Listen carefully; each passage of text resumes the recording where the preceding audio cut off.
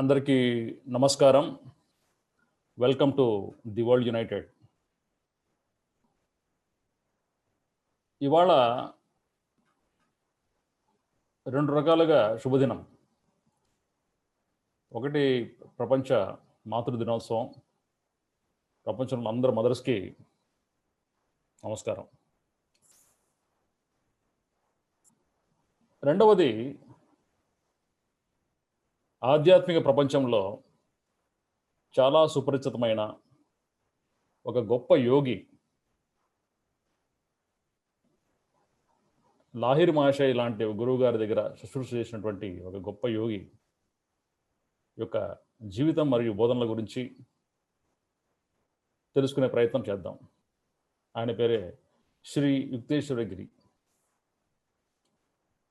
ఆయన వెస్ట్ బెంగాల్ రాష్ట్రంలో 1855 సంవత్సరంలో కలకటాకు దగ్గరలో శ్రీరాంపూర్, ఒకప్పుడు శ్రీరాంపూర్ అని ఉండొచ్చు ఆ విలేజ్ పేరు, నా అనుభవ ప్రకారంగా చెప్తున్నాను. It is not Srirampur, pronunciation problems. Srirampur అంటారు వాళ్ళు. It would have been Srirampur earlier. అయితే అక్కడ ప్రియనాథ్ ఖరార్ అనే పేరుతో జీవించాడు పూర్వాశ్రమంలో. మామూలుగా భారతదేశ ఆధ్యాత్మిక ప్రపంచంలో ఈ ఇనిషియేషన్ తీసుకున్న తర్వాత, ఆ స్వామి ఆర్డర్లోకి వచ్చిన తర్వాత పేర్లు మార్చేయడం జరుగుతుంది. ఎందుకంటే ఆ పూర్వాశ్రమంలో ఉన్న ఆ సంస్కారాలు, ఆ యొక్క జ్ఞాపకాలు అవన్నీ కూడా పూర్తిగా పక్కన పెట్టేసి, ఆ పరిచయాలు, ఆ బాంధవ్యాలు, అన్ని రకాల ఇంప్రెషన్స్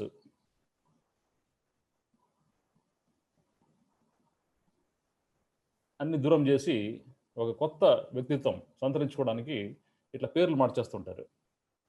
సో ఈ ప్రియనాథ్ ఖరార్ అనే ఈయన నిదానంగా శ్రీ యుక్తేశ్వరగిరి అని మారిపోయింది పేరు. ఈ స్వామి ఆర్డర్స్లో రకరకాల స్కూల్స్ ఆఫ్ థాట్ ఉన్నాయి ఇండియాలో. ఇవన్నీ భారతదేశంలో తప్ప ఇంకెక్కడ లేవు. భారతదేశంలో ఈ స్వామీస్ ఆర్డర్ ఎలా ఉంటుందంటే, వాడి ఎలిమెంట్స్ బట్టి, గిరి అంటే మౌంటైన్, కొంతమంది ఓషన్ ఎలిమెంట్ తీసుకుంటారు. సాగర్ అంటే సాగర్ స్వామి ఆర్డర్ అన్నమాట. అది విద్యాసాగర్, అట్లా సాగర్ అనే ఒక పేరు. భారతి, ఇప్పుడు స్వామి వేదభారతి, స్వామి రామాశ్రమం, స్వామి రామ యొక్క శిష్యుడు స్వామి వేదభారతి, భారతి ట్రెడిషన్ అనమాట. ఇంకొకరు పూరి. పూరి అనేది కూడా ఒక సర్నేమ్, అంటే స్వామి ఆర్డర్లో ఒక బిరుదు లాంటిది, అది ఒక ట్రెడిషన్ లాంటిది అది. సో ఇది గిరి పరంపర. ఈ గిరి పరంపరలో ఉన్నారు కాబట్టి ఆయన పేరు శ్రీ యుక్తేశ్వరగిరి. శ్రీ కూడా పేరులో భాగమే. వాళ్ళ తల్లిదండ్రులు క్షేత్రనాథ్ అండ్ కాదంబని గారులు. ఒక సంపన్నమైన కుటుంబంలో ఆయన జన్మ తీసుకున్నారు. ప్రియనాథ్ ఖరార్ అనబడే ఈయన స్వతహాగా చాలా తెలివైన బాలుడు అండ్ భయం లేకుండా జీవించాడు చిన్నప్పటి నుంచి కూడా. అంటే మాస్టర్స్ జీవితం గమనిస్తే మనము చిన్నప్పటి నుంచి కొన్ని క్వాలిటీస్ వచ్చి ఉంటాయి, అవి పోవు. చాలా గొప్ప క్వాలిటీస్ ఉంటాయి. అంటే ఈ స్థాయికి వచ్చారంటే వాళ్ళు సడన్గా ఈ స్థాయికి ఎవరు రారు. పూర్వజన్మల్లోనే వాళ్ళు ఖచ్చితంగా ఎంతో కొంత కాదు, చాలా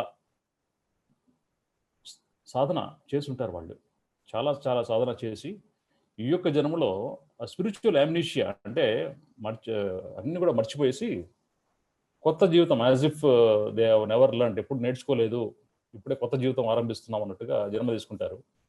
నిజంగానే ఆ పేరెంటింగ్ తర్వాత ప్రపంచం, సొసైటీ అంతా కూడా ఆ మెమరీస్ అన్ని కూడా మర్చిపోయేటట్టు చేస్తుంది చాలా వరకు.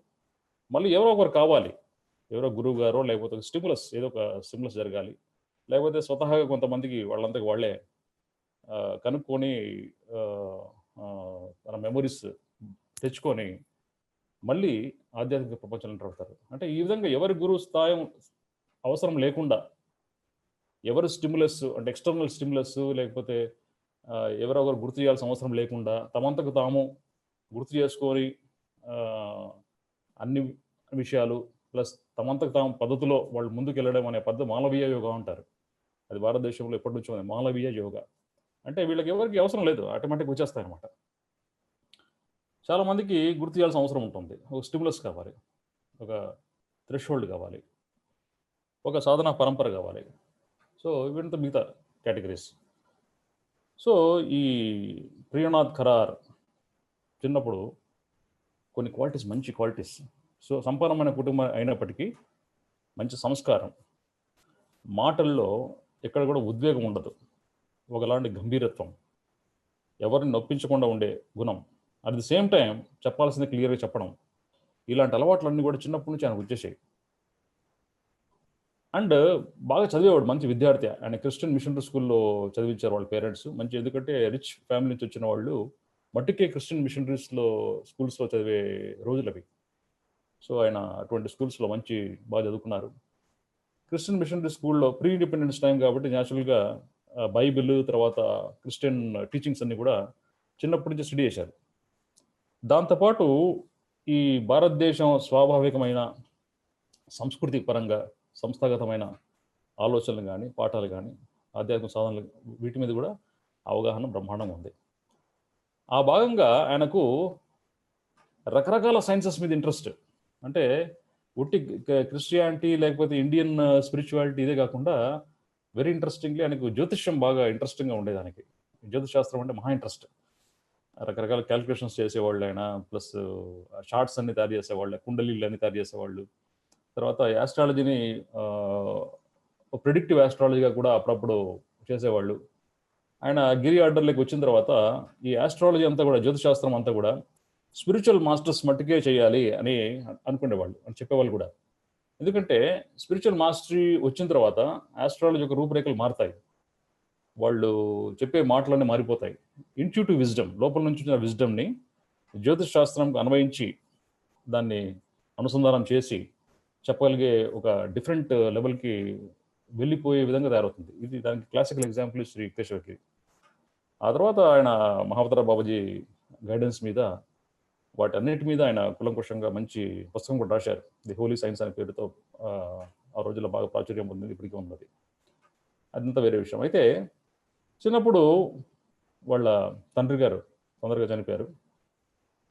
చనిపోయేసరికి కుటుంబ బాధ్యతలు, తర్వాత సంపన్నమైన కుటుంబం కాబట్టి ఈ ఆర్థిక లావాదేవీలన్నీ కూడా చాలా సమస్యలు ఇవ్వ ఉంటాయి. సో అవన్నీ ఆయన భుజస్కంధాల మీద పడ్డాయి. సో ఆ బాధ్యతలు, తర్వాత ఆ సమస్యలతోటి ఆయన ఒకవైపు చదువుకుంటూ ఒకవైపు ఆ సమస్యలన్నీ అబ్జర్వ్ చేస్తూ అన్ని వాటి మీద పట్టు సాధించి ముందుకెళ్ళడం జరిగింది. అయితే వాళ్ళ తల్లిగారు చిన్నప్పుడు ఆయన భయం పెట్టడానికి దయ్యం కథ చెప్పేది. అరే బీరువాళ్ళ దయ్యం ఉంది, నువ్వు ఎక్కువ అల్లరి చేసావంటే ఆ భూతం నిన్ను పట్టేసుకుంటుంది అని ఒకసారి ఎప్పుడో చెప్పేసరికి ఆయన పరుగున వెళ్ళి ఆ కబోర్డ్ ఓపెన్ చేశాడట, ఎక్కడ ఏది దయ్యం చూద్దామని చెప్పేసి.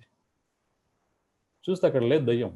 అయ్యో బాధపడిపోయాడు, దయ్యం లేదు, నేను దయ్యం చూద్దాం అనుకుంటున్నాను, దయ్యం కనపడడం లేదు, ఏంటిది అని చెప్పేసి. అంటే భయాన్ని, ఏదైతే భయం అనుకుంటామో ఇది భయం అని మన నిర్వచనాలు ఏవైతే ఉన్నాయో దాన్ని ముఖం మీద చూస్తే ఆ భయం పోతుంది, ఉండదు, అంతే కదా. సో ఆ భూతాన్ని చూడలేదని చెప్పేసి ఆయన బాధపడిపోయాడు. అటువంటి ఒక చిన్నప్పటి నుంచి కొన్ని బలమైన అద్భుతమైన క్వాలిటీస్ ఆయనకు వచ్చేసాయి. అవి చింతపండు చెట్టు, చింత చెట్టు చచ్చిన దాని పులిపే కదా, మారదు, దాని క్వాలిటీస్ ప్రాపర్టీస్ ఎప్పుడు మారదు. అట్లా మాస్టర్స్ కొన్ని క్వాలిటీస్ ఉంటాయి, వెరీ స్ట్రాంగ్ క్వాలిటీస్, ఎప్పటికి మారవు అవి, వెరీ స్ట్రాంగ్ పాజిటివ్ క్వాలిటీస్ అవి. ఈ భయం లేని తత్వం అనేది ఏది పట్టుకున్నా దాన్ని రూట్స్లోకి వెళ్ళిపోతారు వీళ్ళు స్టడీ చేస్తే. ఆయన వాళ్ళ టీచరు నీకు శరీర ధర్మశాస్త్రం, శరీర నిర్మాణ శాస్త్రం గురించి నీకు తెలుసుకోవాల్సిన అవసరం ఉంది, అది తెలిస్తే కానీ మిగతా విషయాలు నీకు అర్థం కావనేసరికి ఆయన మెడికల్ కాలేజీకి వెళ్ళి ఫిజియాలజీ సైన్స్ 2 ఏళ్ళు కులంకుశం చదివాడు ఆయన. 2 ఏళ్ళు ఇక్కడ మెడికల్ కాలేజీలో ఫిజియాలజీ చెప్పేవాళ్ళు ఎవరు చెప్పరు unless you join MBBS.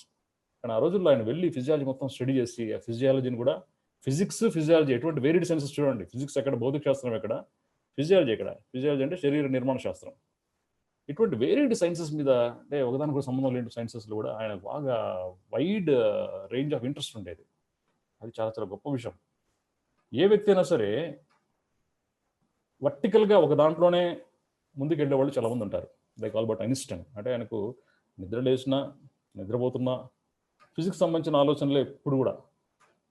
Relax కావడానికి అప్పుడప్పుడు వయలిన్ వాయించేవాడు, సరదాగా ఫ్రెండ్స్తో మాట్లాడేవాడు, సిగరెట్లు తాగేవాడు, అది వేరే విషయం. కానీ ఒకటే అన్నమాట, వేరే ప్రపంచం లేదు. కొంతమంది అనేక విషయాల మీద అన్నీ అబ్జర్వ్ చేస్తుంటారు, అన్నీ తెలుసుకుంటుంటారు. ఇది ఒక రకమైన కేటగిరీ. ఈ కేటగిరీ కింద వచ్చిన వాళ్ళే Shri Yukteshwar Giri. You can observe difference of great personalities. So అలాగా ఆయన ఈ రకంగా క్లాసులో కానీ సంఘంలో కానీ రకరకాల ఫ్రెండ్షిప్స్ ఫామ్ అవుతాయి. ఆ ఫ్రెండ్షిప్స్లో భాగంగా కలకటాకు సంబంధించిన ఒక రాజుతో పరిచయం ఆయనకి. ఎందుకంటే వెల్తీ ఫ్యామిలీ నుంచి వచ్చాడు కదా, వెల్తీ ఫ్యామిలీ నుంచి వచ్చిన వాళ్ళు న్యాచురల్గా కొంచెం వెల్తీ పీపుల్తోనే ఫ్రెండ్షిప్స్ ఫస్ట్ ఫామ్ అవుతాయి, క్లోజ్నెస్ పెరుగుతుంది, ఎందుకంటే వాళ్ళు ఫ్రీక్వెంట్గా కలుస్తూ ఉండడం వల్ల. సో అట్లా ఒక వ్యక్తితో బాగా ఫ్రెండ్షిప్ ఏర్పడింది. ఏర్పడిన తర్వాత అప్పుడప్పుడు వాళ్ళ ఇంటికి వచ్చేవాళ్ళు. అప్పట్లో మొబైల్ ఫోన్లు, ఇంటర్నెట్ లేని కాలం కదా, సడన్గా వచ్చేస్తారు అంత ఇంటికి. లేకపోతే అప్పుడు లేఖలు, పోస్ట్ కార్డులు, ఎన్వలప్స్ ఇలాంటివి ఉండేవి. Pre independence days. ఇప్పుడు పోస్ట్ చేస్తే ఇప్పుడు వారంకి వచ్చేది లెటర్, వెంటనే వచ్చే టైమ్స్ కాదు అవి. సో సడన్గా వచ్చేసేవాళ్ళు. సో అప్పుడప్పుడు వాళ్ళ ఇంటికి వచ్చినప్పుడు మహారాజు ఇంటికి ఈయన చెప్పా పట్టుకొని ఎక్కడికి పోయాడు, లేకపోతే ఏదో సాధనలో ఉన్నాడు అని చెప్పేసి వాళ్ళ అసిస్టెంట్స్, ఇంట్లో పనిచేసేవాళ్ళు చెప్పేవాళ్ళు. ఆశ్చర్యపోయాడు, ఏం సాధన చేస్తుంటాడు ఈయన, ఎప్పుడు నాకు చెప్పలేదే, ఎప్పుడు వచ్చినా అనేక విషయాలు మాట్లాడతాం కానీ ఈ విషయం ఒకటి ఎందుకు చెప్పలేదు అని చెప్పేసి ఒక క్యూరియాసిటీ పెరిగిపోయింది. ఆ క్యూరియాసిటీ పెరిగి ఒకరోజు అడిగాడు, ఏంటి, ఏం సాధన చేస్తున్నావు, ఏం నేర్చుకోవడానికి నువ్వు ప్రయత్నం చేస్తున్నావు, ప్లీజ్ టెల్ అని చెప్పేసరికి ఆయన చెప్పాడు. అప్పుడు నేను ఒక గొప్ప గురువు గారితో పరిచయం ఏర్పడింది నాకు. ఆయన పేరు లాహిరి మహాశయులు, శ్యామాచార్యుని లాహిరి అంటారు, కానీ ఆధ్యాత్మిక ప్రపంచంలో లాహిరి మహాశయులు అంటారు. ఆయనకు పరిచయం ఏర్పడింది. ఆయన దగ్గర ఒక గొప్ప టీచింగ్ ఉంది, క్రియాయోగం అంటారు దాన్ని. ఆ క్రియాయోగం గురించి నేను తెలుసుకోవడానికి ప్రయత్నం చేశాను. ఆయన చాలా విషయాలు చెప్తుంటారు. ఆయన ఇచ్చే పద్ధతులన్నీ నేను ప్రాక్టీస్ చేస్తుంటాను సీరియస్గా. ఇవి పర్సనల్గా ప్రాక్టీస్ చేస్తే చాలా బాగుంటుందని చెప్పేసి నీకు ఎప్పుడు చెప్పలేదు, మన్నించు అని చెప్పేసి చాలా హ్యాపీగా ఫీల్ అయ్యాడు. అంటే ఇట్లాంటి గొప్ప వ్యక్తులు ఉన్నారా. ఆయన ఉండేది బెనారస్లో. ఎవరు? శ్రీ శ్యామాచార్య లాహిరి మహాశయులు గారు. యుక్తేశ్వరి గారు అంటే ప్రియనాథ్ ఖరార్ అనే ఆయన కల్కట్టా దగ్గర శ్రీరాంపూర్లో ఉండేవాళ్ళు. సో వెంటనే బెనారస్కు ప్రయాణం చేశాడు. That was in the year 1884. ఆయన పుట్టింది 1855లో పుట్టారు ఆయన. అంటే 29th ఇయర్. బుద్ధుడు కూడా 29th ఇయర్ ఇంట్లో నుంచి బయలుదేరాడు. ఈయన కూడా 29th ఇయర్కి ఇంట్లో నుంచి బయలుదేరాడు బెనారస్కి. అప్పటికే మ్యారేజ్ అయిపోయింది. ఓ పాప, వైఫ్ చనిపోయింది కొన్ని రోజులకి, మ్యారేజ్ చేసుకున్న కొన్ని రోజులకి పాప మాత్రం ఉండేది. సో బెనారస్కు వెళ్ళి వెతుక్కుంటూ లాహిరి మహాశయ్ గారిని కలిశారు. కలిసిన వెంటనే ఆ నోటి నుంచి వచ్చిన ఫస్ట్ స్టేట్మెంట్, ఇన్నాళ్ళకు వచ్చావా. చూడండి, ఇన్నాళ్ళకు వచ్చావా అంటే ఎన్నో జన్మల నుంచి నా దగ్గర నువ్వు ఉన్నావు, నా దగ్గర నువ్వు నేర్చుకుంటూనే ఉన్నావు, నీకు 29 ఏళ్ళు పట్టిందా ఈ జన్మలో నా దగ్గర రావడానికి, నన్ను కలవడానికి అని చెప్పేసి ఒకలాంటి ఆశ్చర్యం వ్యక్తపరిచాడు ఆయన. నాకు అర్థం కాలేదు. ఇంకా యామ్నిషియా ఉంటుంది కదా, అంటే మతిమరుపు ఉంటుంది, ఆధ్యాత్మిక మతిమరుపు. తొందరగా అర్థం కాల. ఆ తర్వాత నిదానంగా అర్థమైపోయింది దానికి. ఎందుకంటే ప్రీవియస్ లైఫ్స్లో కూడా శ్రీ యుక్తేశ్వరి గారు చాలా గొప్ప మాస్టర్. ఈ తర్వాత కొన్ని విషయాలు మాడుకున్న తర్వాత. సో ఆయనకు ఫస్ట్ ఈ క్రియాయోగం గురించి చెప్పేసి అభ్యసించమని ఆదేశించారు. సో మధ్య మధ్యలో చీటికి మాటికి ఆయన పిలిపించినప్పుడల్లా, లేకపోతే నాకు కలవాలన్నప్పుడల్లా వెళ్ళి కలిసేవాళ్ళు. 7 సంవత్సరాల్లో ఎంతో పురోగతి సాధించాడు యుక్తేశ్వర గిరి. 7 సంవత్సరాల్లో అద్భుతమైన పురోగతి. అంటే శ్రీ లాహిరి మహాశయులు వాళ్ళే చెప్పారు, 7 సంవత్సరాల్లో నువ్వు చాలా అద్భుతమైన పురోగతి సాధించావు, చాలా గొప్ప విషయము, ఇది నీ పూర్వజన్మ సంస్కారాల నుంచి వచ్చిందని కూడా చెప్పారు. ఈ లాహిరి మహాశయ్ గారికి 2 కొడుకులు. వాళ్ళ పేర్లు కూడా చాలా తమాషగా ఉంటాయి, గమ్మత్తుగా ఉంటాయి. అంటే ఒక ఆధ్యాత్మికంగా బాగా ఎదిగిన వ్యక్తి, ఎన్లైటెండ్ మ్యాన్, శ్రీకృష్ణుడు స్థాయి అని ఆయన శిష్యులు అనుకుంటారు ఆయన్ని. అటువంటి స్థాయి వ్యక్తి తన పిల్లల పేర్లు ఏ విధంగా పెట్టి ఉంటాడు అని చెప్పేసి చాలామంది క్యూరియాసిటీ ఉంటుంది. ఆయన కూడా వాళ్ళ క్యూరియాసిటీ తగినట్టుగా కొన్ని 2 అద్భుతమైన పేర్లు పెట్టాడు. పెద్దవాడి పేరు దు కోడి. కోడి అంటే గవ్వ. దు అంటే 2. పెద్దవాడి పేరు 2 గవ్వలు. పేరు చూడండి ఎంత గమ్మత్తుగా ఉందో, తమాషకి లేదా? పేరు ఏంటి 2 గవ్వలు. తెలుగులో మనం అనుకుంటే వీడి పేరు 2 గవ్వలు అంటే ఎలా ఉంటుంది? రెండో వాడి పేరు తీన్ కోడి అంటే 3 గవ్వలు. ఏంటి పేర్లు? 2 గవ్వలు ఏంటి, 3 గవ్వలు ఏంటి? అంటే దీంట్లో ఒక స్పిరిచువల్ ఎనిగ్మా ఉంది, ఒక మిస్టరీ, చిన్న మిస్టరీ ఉంది. అంటే వీళ్ళిద్దరూ ఉత్తమోత్తమైన పీపుల్ కాదు, వీడు 2 వాడు 3 అంటే 2 కంటే 3 కొంచెం బెటర్ అన్నట్టుగా, రిలేటివ్గా అన్నట్టుగా ఆయన పరమార్థం, అర్థం, యాక్చువల్ అర్థం, అంతరార్థం. సో ఆ దూ కోడి తీన్ కోడి ఇద్దరు కూడా తండ్రి గారికి శిష్యులయ్యారు. కానీ తీన్ కోడి అనే అతను రెండో కొడుకు ఇంకొంచెం ఉన్నతంగా, ఇంకొంచెం శ్రద్ధతోటి అభ్యాసం చేసేవాడు. ఆయన లాయర్ మహాశయులు వారు పరమపదించిన తర్వాత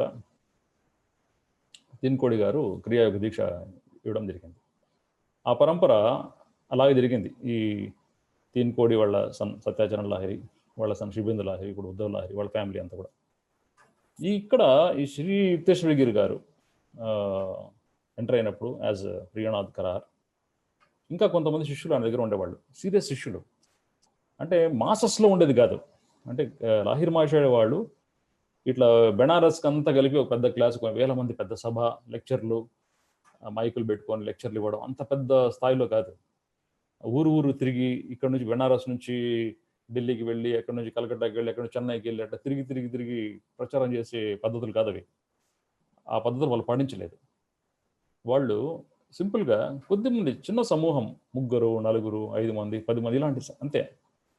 కానీ అద్భుతమైన ఆధ్యాత్మిక మాస్టర్స్ లాగా తీర్చిదిద్దాడు. అంటే 1 కోటి మంది లేకపోతే లక్షల మంది మాస్టర్స్కి ధ్యానం నేర్పించడం అనే కంటే నా దగ్గరకు వచ్చి 10 మందిని మాస్టర్స్ చేస్తాను అనే ఒక పద్ధతి, చాలా తేడా ఉంది. ఇంకా మాస్టర్స్లోకి వెళ్ళలేదు. ఆ రోజుల్లోనే శ్రీ లాహిర్ మహాశయులు వారు బనారస్ కింగ్కి కొన్ని హెల్త్ ఇష్యూస్ ఉంటే ఆయనకు క్రియాయోగం నేర్పించాడు. క్రియాయోగం ద్వారా ఆయన చాలా నార్మల్గా అయిపోయాడు. అయిపోయిన తర్వాత కొన్ని ఊర్లు అంటే ఆ రోజుల్లో కొన్ని 100 ఎకరాలు ల్యాండ్, విలేజ్ ఇచ్చేశారు ఆయనకి డొనేషన్, లాహిర్ మహాశయుల వారికి. సో ఈ విలేజ్ సంబంధించిన అంత రెవెన్యూ అంతా కూడా మీరు మీ కుటుంబానికి, మీ ఖర్చులకి అన్ని పనికొస్తాయి కదా, మీ దగ్గరికి ఎవరెవరు వస్తుంటారు వాళ్ళకు చూసుకోవాలి మీరు అని, మీరు వాడుకోండి రెవెన్యూ అంతా అని చెప్పేసి గిఫ్ట్ ఇచ్చేశారు. ఇంట్రెస్టింగ్ థింగ్ ఏంటంటే ఇప్పుడు 5 జనరేషన్స్ గడిచిపోయాయి. ఇప్పటికీ ఎంతోమంది లాహిరి కుటుంబం వాళ్ళు ఆ విలేజ్ మీద ఆధారపడి జీవిస్తున్నారు ఈ రోజు వరకు కూడా. చూడండి ఇంత గొప్ప విషయం. సో యుక్తేశ్వరగిరి గారు ఇలాగే దూకోడి, తీన్ కోడి వాళ్ళిద్దరు కొడుకులు, స్వామి ప్రణవానంద, స్వామి కేశవానంద, స్వామి కేవలానంద, శ్రీ భట్టాచార్య, భూపెన్లాల్ సన్యాల్, సో ఇలాంటి వాళ్ళు కొంతమంది ఫ్రెండ్స్ అంతా కలిసి 7-8 మంది 10 మంది చెప్పుకోదగ్గ వాళ్ళు వీళ్ళు. సో వీళ్ళందరూ కలిసి కలెక్టివ్గా అప్పుడప్పుడు కలవడము, పీరియాడికల్గా కలిసి క్రియాయోగ ప్రాక్టీస్ చేయడం అని చేసేవారు. సో ఆ క్రియాయోగం అంటే ఏంటి, వాళ్ళ సాధనలు ఏ విధంగా ఉన్నాయి మనం తెలుసుకోవడానికి మనం ప్రయత్నం చేద్దాం ఈరోజు ఈ గంట లోపల. ఆ తర్వాత ఇది జరిగింది 1824లో లాహిర్ మహాశయులు గారిని యుక్తేశ్వరి గారు కలిశారు. కలిసిన తర్వాత ఆయనకు ఇంకా స్వామి అనే ఒక బిరుదు రాలేదు. అయితే ఆ అభ్యాసంలో పడిపోయారు. అభ్యాసంలో పడిపోయే క్రమంలో ఆయన వెస్ట్ బెంగాల్లో శ్రీరాంపూర్లో నుంచి పూరిలో కూడా ఒక ఆశ్రమం ఓపెన్ చేశారు ఆయన క్రమేపీ. ఆ ఆశ్రమంలోనే పరమహంస యోగానంద గారు, అంటే ముకుందలాల్ ఘోష్, పరమహంస యోగానంద యొక్క పూర్వాశ్రమంలో ఉన్న పేరు ముకుందలాల్ ఘోష్ పూర్తి పేరు. ఆయన 1910లో శ్రీ యుక్తేశ్వరగిరి గారిని కలిసి ఆయన అనుచరుడిలాగా, ఒక అనంగమైన ప్రియ శిష్యుడిలాగా తయారయ్యాడు. అది వేరే విషయం. అయితే ఈ క్రమంలో తన దగ్గరికి వచ్చిన వాళ్ళందరికీ కూడా చెప్పేవాడు క్రియాయోగం గురించి, వాళ్ళ సాధనల గురించి. ఎప్పుడు డబ్బులు తీసుకునేవాడు కాదు. శ్రీ యుక్తేశ్వర గారి సంపన్నమైన కుటుంబము, వాళ్ళని పోషించే స్థాయి కూడా ఉంది. అట్లా అని చెప్పేసి డబ్బులు బాగున్నవాడు కదా అని చెప్పేసి విచ్చలవిడిగా ఖర్చు పెట్టడం చేసేవాడు కాదు. వేరే వాళ్ళు ఖర్చు పెడితే కూడా అబ్జెక్ట్ చేసేవాడు. చేయకండి, మితాహారిగా ఉండండి, మితంగా ఉండండి, మిడిల్ వే ప్రాక్టీస్ ఎప్పుడు మొదటి నుంచి చెప్పేవాడు ఆయన. తన ఆశ్రమం మెయింటెనెన్స్, పూరి ఆశ్రమం కానివ్వండి, శ్రీరామ ఆశ్రమం తన ఇంటినే కన్వర్ట్ చేశాడు. వచ్చిన వాళ్ళందరికీ ఫుడ్ పెట్టడము, అక్కడ వసతులు, వచ్చిన వాళ్ళ ఉండడానికి వసతులు, ధ్యానం చేసుకోవడానికి అనువైన వాతావరణము, ఇవన్నీ క్రియేట్ చేసుకుంటూ ఫ్రీగా అందరినీ సొంత డబ్బులు ఖర్చు పెట్టుకుంటూ చేశాడు. ఆ కాలక్రమేణా మెల్లిగా ఆయన సాధు సభ అని చెప్పేసి ఒక ఆర్గనైజేషన్ ఓపెన్ చేశారు, సాధు సభ. దాని లోగో ఒక ఇంట్రెస్టింగ్ లోగో గురించి కొన్ని విషయాలు మనం మాట్లాడుకోవాలి. ఆ లోగో ఏంటంటే సింగిల్ ఐ, ఒక ఫ్లాగ్, దాని సింగిల్ ఐ అంటే ఈ రెండు చర్మ చక్షువులు ద్వారా చూసే విషయ జ్ఞానం అంతా కూడా, తెలుసుకుంటున్న విషయ జ్ఞానం అంతా కూడా ప్రాపంచికమైనదే. ఈ రెండు కళ్ళు కలిసిన తర్వాత ఏకమయ్యే ఒక స్థితిలో థర్డ్ ఐ ఓపెన్ అవుతుంది. అయ్యే ఆ ఆర్గనైజేషన్కి లోగో పెట్టుకున్నారు ఆయన, ఆ సాధు సభ అనే ఆర్గనైజేషన్కి.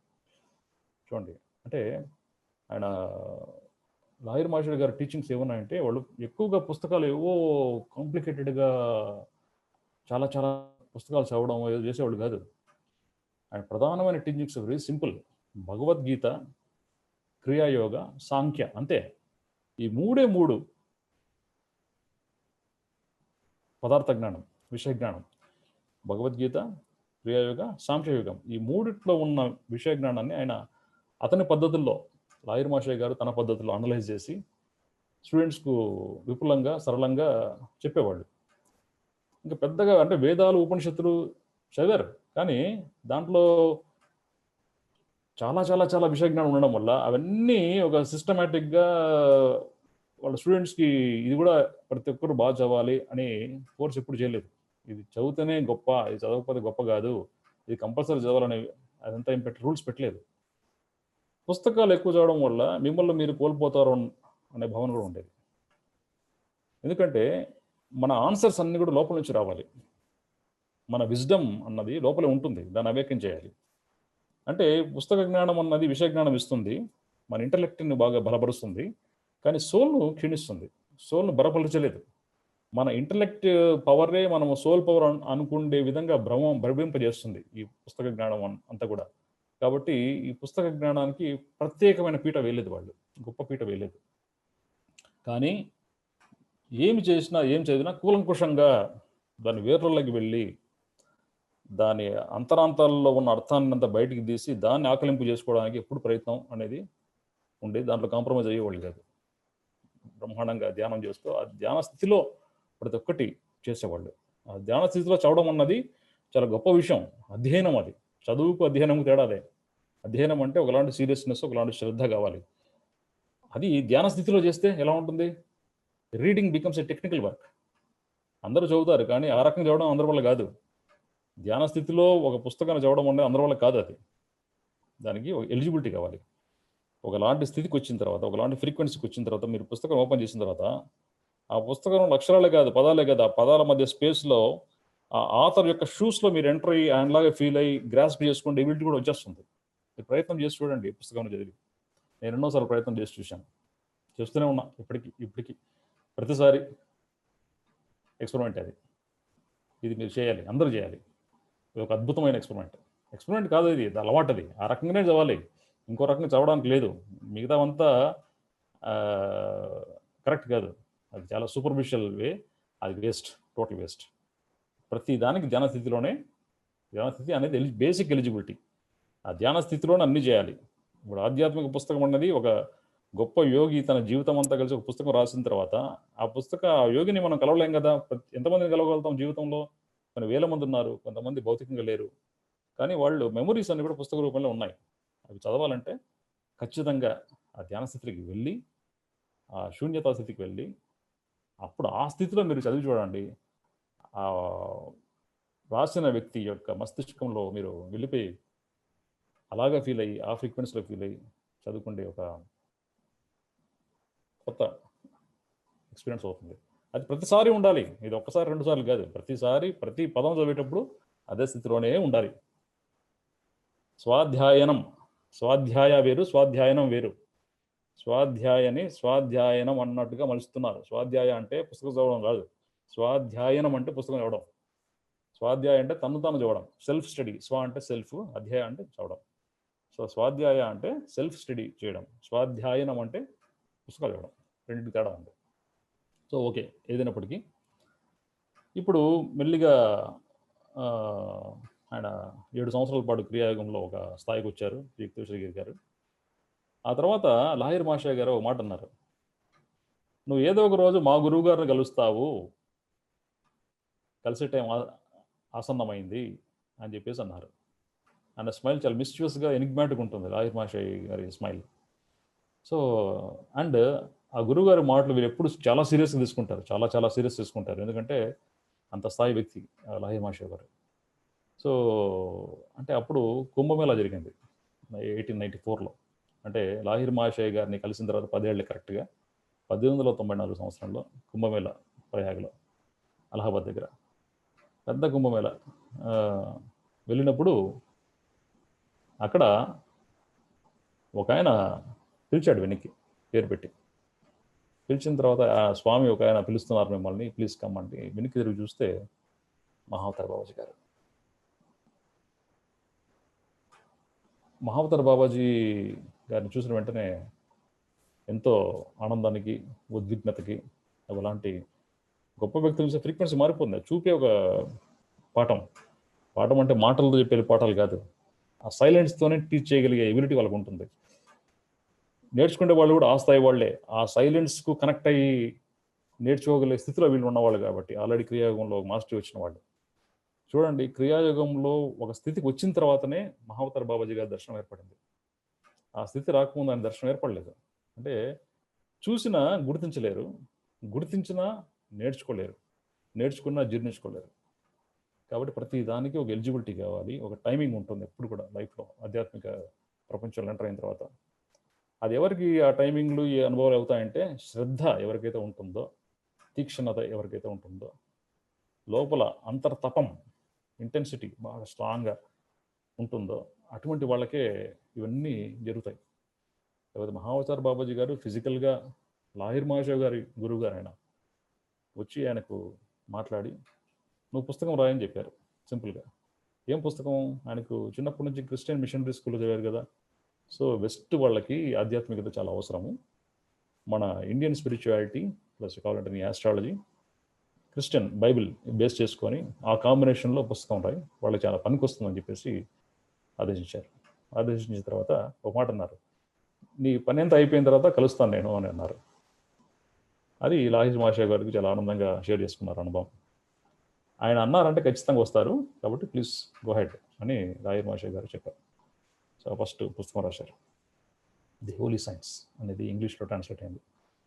భారతదేశంలో దాని పేరు కైవల్య దర్శనం. కైవల్య దర్శనం అంటే ఎన్లైటన్మెంట్కు the vision of enlightenment correct చెప్పాలంటే కైవల్య దర్శనం. దాంట్లో క్రిస్ట్కి సంబంధించిన చాలా టీచింగ్స్ ఇవన్నీ కూడా చాలా చెప్పడం జరిగింది. కరెక్ట్గా ఎప్పుడైతే పుస్తకం కంప్లీట్ అయిపోయి రోజు ఆయన గంగా నదిలో స్నానం చేసి ఇట్లా మెట్లెక్కి బయటకు వచ్చారు. కరెక్ట్ అక్కడ అదే స్పాట్లో మహావతార్ బాబాజీ గారు కొంతమంది శిష్యులతో కనపడ్డారు. ఎగ్జాక్ట్లీ అండ్ సేమ్ డే పుస్తకం అయిపోయిన రోజు. చూడండి, నీ పుస్తకం అయిపోయిన రోజు నేను కనపడతాను వస్తానని చెప్పిన మాట ఎంత బాగా నిలబెట్టుకున్నారు ఆయన. అది చూడడానికి సింపుల్, అంత సింపుల్ కాదు, ఆ మాటకి అంత వాల్యూ ఉంటుంది. ఆ పుస్తకానికి నువ్వు రాసిన వర్క్కి and this the way I'm appreciating you అంటే చాలా బాగా చేశావు అని మాటలు చెప్పడం కాదు, దర్శనం ఇవ్వడమే అప్రిషియేషన్, కలవడమే ఒక అప్రిషియేషన్. కరెక్ట్ అదే టైంకి పుస్తకం రాసిన వెంటనే కొన్ని నిమిషాల తర్వాత మేబీ అదే రోజు వచ్చేసి ఎస్ అని చెప్పేసి ఆయనకు ఆశీర్వాదం ఇచ్చేసి వెళ్ళిపోయారు. సో 1894లో ఆయన పుస్తకం రాసిన తర్వాత 1903లో ఈ పూరి ఒరిస్సాలో ఆయన ఇంకో ఆశ్రమం సాధు సభ పేరుతో ఆర్గనైజేషన్ మొదలుపెట్టారు. సో అప్పటి నుంచి శ్రీరాంపూర్, కలకత్తా, పూరి, ఒరిస్సా మధ్య తిరుగుతూ ఉండేవాళ్ళు. ఇక్కడ శిష్యులు ఇక్కడ, అక్కడ శిష్యులు అక్కడ, కొంతమంది అటు ఇటు రకరకాలుగా ఉండేవాళ్ళు. స్మాల్ గ్రూప్, మరి మాసెస్లోకి వెళ్ళలేదు వీళ్ళు ఎప్పుడు కూడా. వేగంలో ఎవరు కూడా యోగానంద పరమహంస టైం ముందు వరకు కూడా ఎవరు కూడా మాసెస్లోకి వెళ్ళలేదు. ఫ్యూ పీపుల్ వాళ్ళ అభ్యాసంకు చాలా ఇంపార్టెన్స్ ఇచ్చేవాళ్ళు. తన దగ్గరికి వచ్చిన నిజమైన ముముక్షువులు, నిజమైన జిజ్ఞాసులకి వాళ్ళు క్రియాయోగ దీక్ష ఇచ్చేవాళ్ళు. గురు పరంపర ఉంది. ఆ పరంపర ప్రకారంగా ఆ పద్ధతిలోనే చాలా స్ట్రిక్ట్గా వాళ్ళ గురువు గారిని ఆవాహనం చేసుకొని ఆ దీక్ష ఇస్తుంటారు. అయితే 1910లో ముకుందలాల్ ఘోష్ ఎంటర్ అయ్యారు. ఎంటర్ అయిన తర్వాత ఆయన అంటే పరమహంస యోగానంద గారు చనిపోయే టైంకి యోగానంద గారికి పరమహంస అనే ఒక బిరుదు కూడా యుక్తేశ్వరగిరి గారు ప్రదానం చేయడం జరిగింది. ఆయన అనేక రకాలుగా యుక్తేశ్వరగిరి గారికి శిష్యరికం బాగా చేశారు. అయితే మహావతార బాబాజీని కలిసినప్పుడు ఆయన ఒక మాట అన్నారు యుక్తేశ్వరగిరి గారితో. మొదట అన్న మాట ఏంటంటే, స్వాగతం స్వామి అని చెప్పారంట. స్వాగతం స్వామి. సార్ నేను ఇంకా స్వామిని కాలేదు కదా, మీరు అప్పుడే స్వామిని సంబోధిస్తున్నారు నన్ను అంటే. స్వామి అంటే టెక్నికల్గా స్వామి ఆర్డర్లోకి రాలేదు అప్పటికి. సో నేను ఇంకా కాలేదు కదా అంటే అవుతావులే అన్నట్టుగా మాట్లాడారు. ఆ తర్వాత ఆయన ఈ గిరి ట్రెడిషన్లోకి స్వామి ఆర్డర్లోకి వచ్చేసారు. అప్పుడు ఆయన పూర్తి పేరు స్వామి శ్రీ యుక్తేశ్వర గిరి అని అయిపోయింది.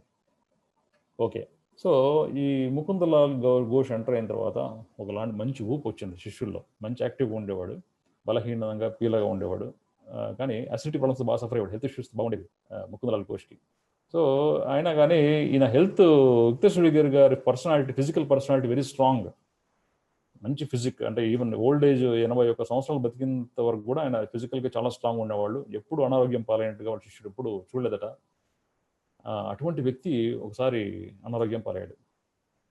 అంటే ఏం అనారోగ్యం అని చెప్పేసి మనకు తెలియదు. అంటే రకరకాలుగా చెప్తున్నారు లంగ్స్ ప్రాబ్లం అని చెప్పేసి రకరకాలుగా. సివియర్ వెయిట్ లాస్ వచ్చేస్తుంది. ఆ వెయిట్ లాస్ వచ్చిన తర్వాత బెనారస్కి లాహిర్ మాషాయి వాళ్ళని కలవడానికి వెళ్ళారు యుక్తేశ్వరగిరి గారు. వెళ్ళిన తర్వాత, నువ్వు ఇంత వెయిట్ లాస్ ఉన్నావు, నీకేంటి వెయిట్ లాస్ కావడము, నీకు ఏ డాక్టర్లు అవసరం లేదు, నువ్వు లోపల ఉన్న ఆత్మక శక్తిని నువ్వు అవేకం చేసావంటే నువ్వు ఓవర్ నైట్ కూడా మారిపోతావు అని చెప్పేసి చెప్పారు. నమ్మశక్యం కాకుండా ఆశ్చర్యంగా వింటూ చూస్తూ ఉన్నారు యుక్తేశ్వరగిరి. ఒక వింత జరిగింది ఆ రోజు. అదేంటంటే పొద్దున్న లేచేసరికి 50 pounds అంటే దాదాపు 25 కిలోలు ఒక్కరోజు పెరిగిపోయాడు. Is possible? ఇది యుక్తేశ్వరగిరి గారు స్వయంగా తన శిష్యులకి చెప్పిన మాట. ప్లస్ తనకే పెద్ద ఆశ్చర్యం, 25 kilos ఆల్మోస్ట్ 50 pounds అంటే అంత వెయిట్ ఓవర్ నైట్ ఎట్లా పెరుగుతారు ఎవరైనా సరే. అది లాయర్ మాషే వాళ్ళు ఆ స్థాయిలో కూడా వాళ్ళు మిరకిల్స్ చేశారు. ఇది స్వయంగా ఆయన చెప్పిన మాట కాబట్టి నమ్మి తీరాల్సిందే. వాళ్ళ ఇంటికి వచ్చిన తర్వాత వాళ్ళ మదరు, ఏంటి ఇంత లాభం అయిపోయావు సడన్గా ఒక రోజులో, ఎట్లా ఇంత ఆరోగ్యంగా ఉన్నావు, బాగా ఫ్రెష్గా కలకలాడుతున్నావు, ఏంటి ఏమన్నా ఇంకో జబ్బు ఏమన్నా వచ్చిందా అని అడిగింది. అంటే ఇటువంటి అప్పుడు అంటే ఏంటంటే ఎప్పుడన్నా ఇటువంటి అనుభవాలు ఏర్పడినప్పుడు అనుభవించిన వాళ్ళలో ఒక కాన్ఫిడెన్స్, ఏ రకమైన కాన్ఫిడెన్స్ వస్తుందంటే, ఎస్ ఇట్ ఈస్ పాసిబుల్ అనే ఒక confidence that leads to conviction. అంటే మన బిలీఫ్ సిస్టమ్ అంతా మారిపోతుంది. ఇది పాసిబుల్ కాదు అనే బిలీఫ్ నుంచి ఎస్ ఇట్ ఈస్ పాసిబుల్ అనే ఒక కొత్త ఫ్రీక్వెన్సీకి వెళ్ళిపోతుంది. అంతే కదా. సో ఈ గురువుగారులు ఫిజికల్గా ఉండడం వల్ల అడ్వాంటేజ్ ఏంటంటే, భౌతికంగా వాళ్ళు రకరకాల పాసిబిలిటీస్కు చూపిస్తున్నటువంటి నిలువెత్తు నిదర్శనాలు వాళ్ళు. అంటే కంటికి కనపడుతున్న నిలువెత్తు నిదర్శనాలు. సో పాసిబిలిటీస్ అన్నీ కనపడుతున్నాయి. అంటే ఇది మీకు కూడా పాసిబుల్ అనే ఒక ఫీలింగ్ కలిగించేస్తున్నారు. సో ఆ తర్వాత యుక్తేశ్వరగిరి ప్రోగ్రెస్ చాలా డిఫరెంట్గా అయిపోయింది. ఒకసారి పరమహంస యోగానంద గారు ఇట్లే నడుచుకుంటూ వస్తున్నారు ఆశ్రమం వైపు, పూరిలో వస్తుంటే పరమహంస యోగానంద గారు చెప్పారంట, నువ్వు కిచెన్లో కాలీఫ్లవర్స్ గోబీ పీసెస్ పెట్టావు కదా, ఓ దొంగ ఎంటర్ అవుతున్నాడు, ఖాళీ అవుతాయి చూడు అని చెప్పేసి అన్నాడు. ఏంటి ఎలా చెప్పగలుగుతున్నాడు ఈయన అంత స్పెసిఫిక్గా? మేము ఎన్నో కిలోమీటర్ దూరంలో నడుచుకుంటూ వెళ్తున్నాము, ఆ ఆశ్రమం ఇంకా చాలా దూరం ముందు రీచ్ కావడానికి ఎట్లా చెప్పగలుగుతున్నాడు అని చెప్పేసి ఆశ్చర్యంగా వెళ్ళి పోయాడు. చూస్తే వెనక డోర్ తెరిచే ఉంది. లోపల డైనింగ్ టేబుల్ మీద ఆయన వ్యాలెట్, డబ్బులున్న పర్సు, వాచ్, తర్వాత కాలీఫ్లవర్స్ 6 పీసెస్ ఉన్నాయి నేను పెట్టింది. దాంట్లో ఒకటి మిస్సింగ్, 5 ఉన్నాయి.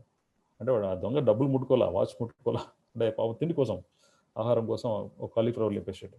అంత స్పెసిఫిక్గా ఎలా చెప్పగలిగాడు అంటే, ఒక గురువు గారు ఆ పాసిబిలిటీని శిష్యులు ఆటోమేటిక్గా ఆ పాసిబిలిటీ అంతరించుకుంటారు. ఇట్స్ క్వైట్ పాసిబుల్ ఇది. సో గురువుగారుల యొక్క హెల్ప్ ఎక్కడ అవసరం అంటే ఈ రకంగా హెల్ప్. ప్రత్యేకమైన టీచింగ్స్ అంటూ మాటల రూపేణ చెప్పాల్సిన అవసరం లేదు. ఒక ఎగ్జాంపుల్, సింపుల్ ఎగ్జాంపుల్, ఒక దర్శనం, ఒక చూపు చాలు, ఎన్నో మార్పులు జరిగిపోతాయి. ఆ స్థాయిలో ఇవ్వగలిగే వాళ్ళు ఉండాలి, ఈ స్థాయిలో తీసుకునే వాళ్ళు కూడా ఉండాలి. ఈ స్థాయి ఉంటేనే జరుగుతాయి అవన్నీ. ఆ స్థాయి లేకపోతే, ఆ స్థితికి రీచ్ కాకపోతే ఏమి జరగవు. అదొక ఏదో వింత. అందుకే కామన్ మ్యాన్కి జరిగినా కానీ, జరిగితే ఏమవుతుందంటే పూజ చేస్తూ ఉంటారు ఇంకా భక్తుల్లాగా. అభ్యాసంలోకి రారు, అధ్యయనంలోకి రారు, సాధనలోకి రారు. అది తేడా మాస్టర్కి కామన్ మ్యాన్కి. ఒక వైజ్ మ్యాన్కి కామన్ మ్యాన్కి తేడా అదే. వైజ్ మ్యాన్ ఆలోచిస్తాడు, ఎలా చేయగలిగారు ఏంటి సంగతి అంతా అధ్యయనం చేసి సాధనలోకి వచ్చేస్తారు. సో వింటున్న వాళ్ళు దాన్ని ఏదో ఊరికి క్యాజువల్గా తీసుకోకుండా మీరు చేస్తున్న సాధనలను కూడా సీరియస్ తీసుకోండి. ఇంకొంచెం లోపలికి వెళ్ళండి, ఇంకొంచెం లోపలికి. ఏ గురువుగారులు బయట నుంచి ఉన్న గురువుగారులంతా కూడా వాళ్ళ రోల్ చాలా చిన్నదే. ప్రత్యేకించి ఎప్పుడు వాళ్ళ దగ్గర ఉండాల్సిన అవసరం కూడా లేదు మీకు. మీ సాధనే మీ గురువు గారు, మీ సాధనే ఎవ్రీథింగ్ చేస్తున్న ఆటోమేటిక్గా జరగాల్సిన టైంలో జరిగేటివన్నీ జరుగుతూనే ఉంటాయి. ఇది క్వైట్ మ్యాథమెటికల్. ప్రతి ఒక్కదానికి మ్యాథమెటిక్స్ పనిచేస్తుంది స్పిరిచువాలిటీలో.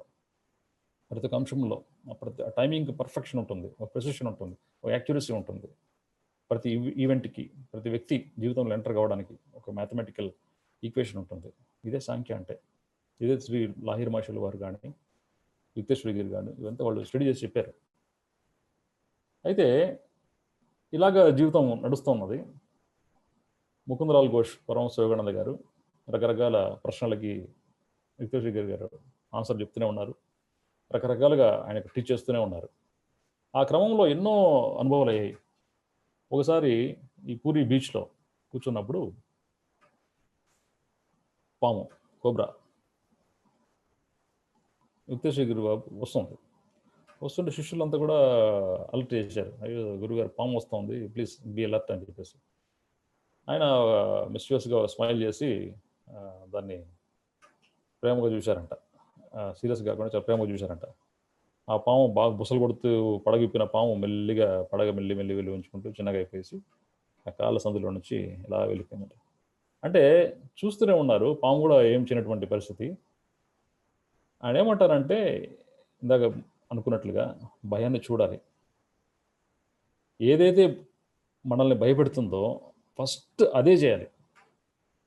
ఇప్పుడు నేను కూడా మీకు ఏం చెప్తున్నానంటే, మీకు ఏమన్నా భయాలు ఉన్నాయి అనుకునే వాళ్ళు వింటున్నారు మీరు, మీ భయాలు ఏంటో ఫస్ట్ రాయండి పేపర్ మీద. 1 2 3 4 వాటెవర్ రాయండి. మాట్లాడడం భయం, పెళ్ళంటే భయం, పాములంటే భయం, ఏదో భయాలు ఉంటాయి కదా. రాసి వెంటనే అది చేయండి.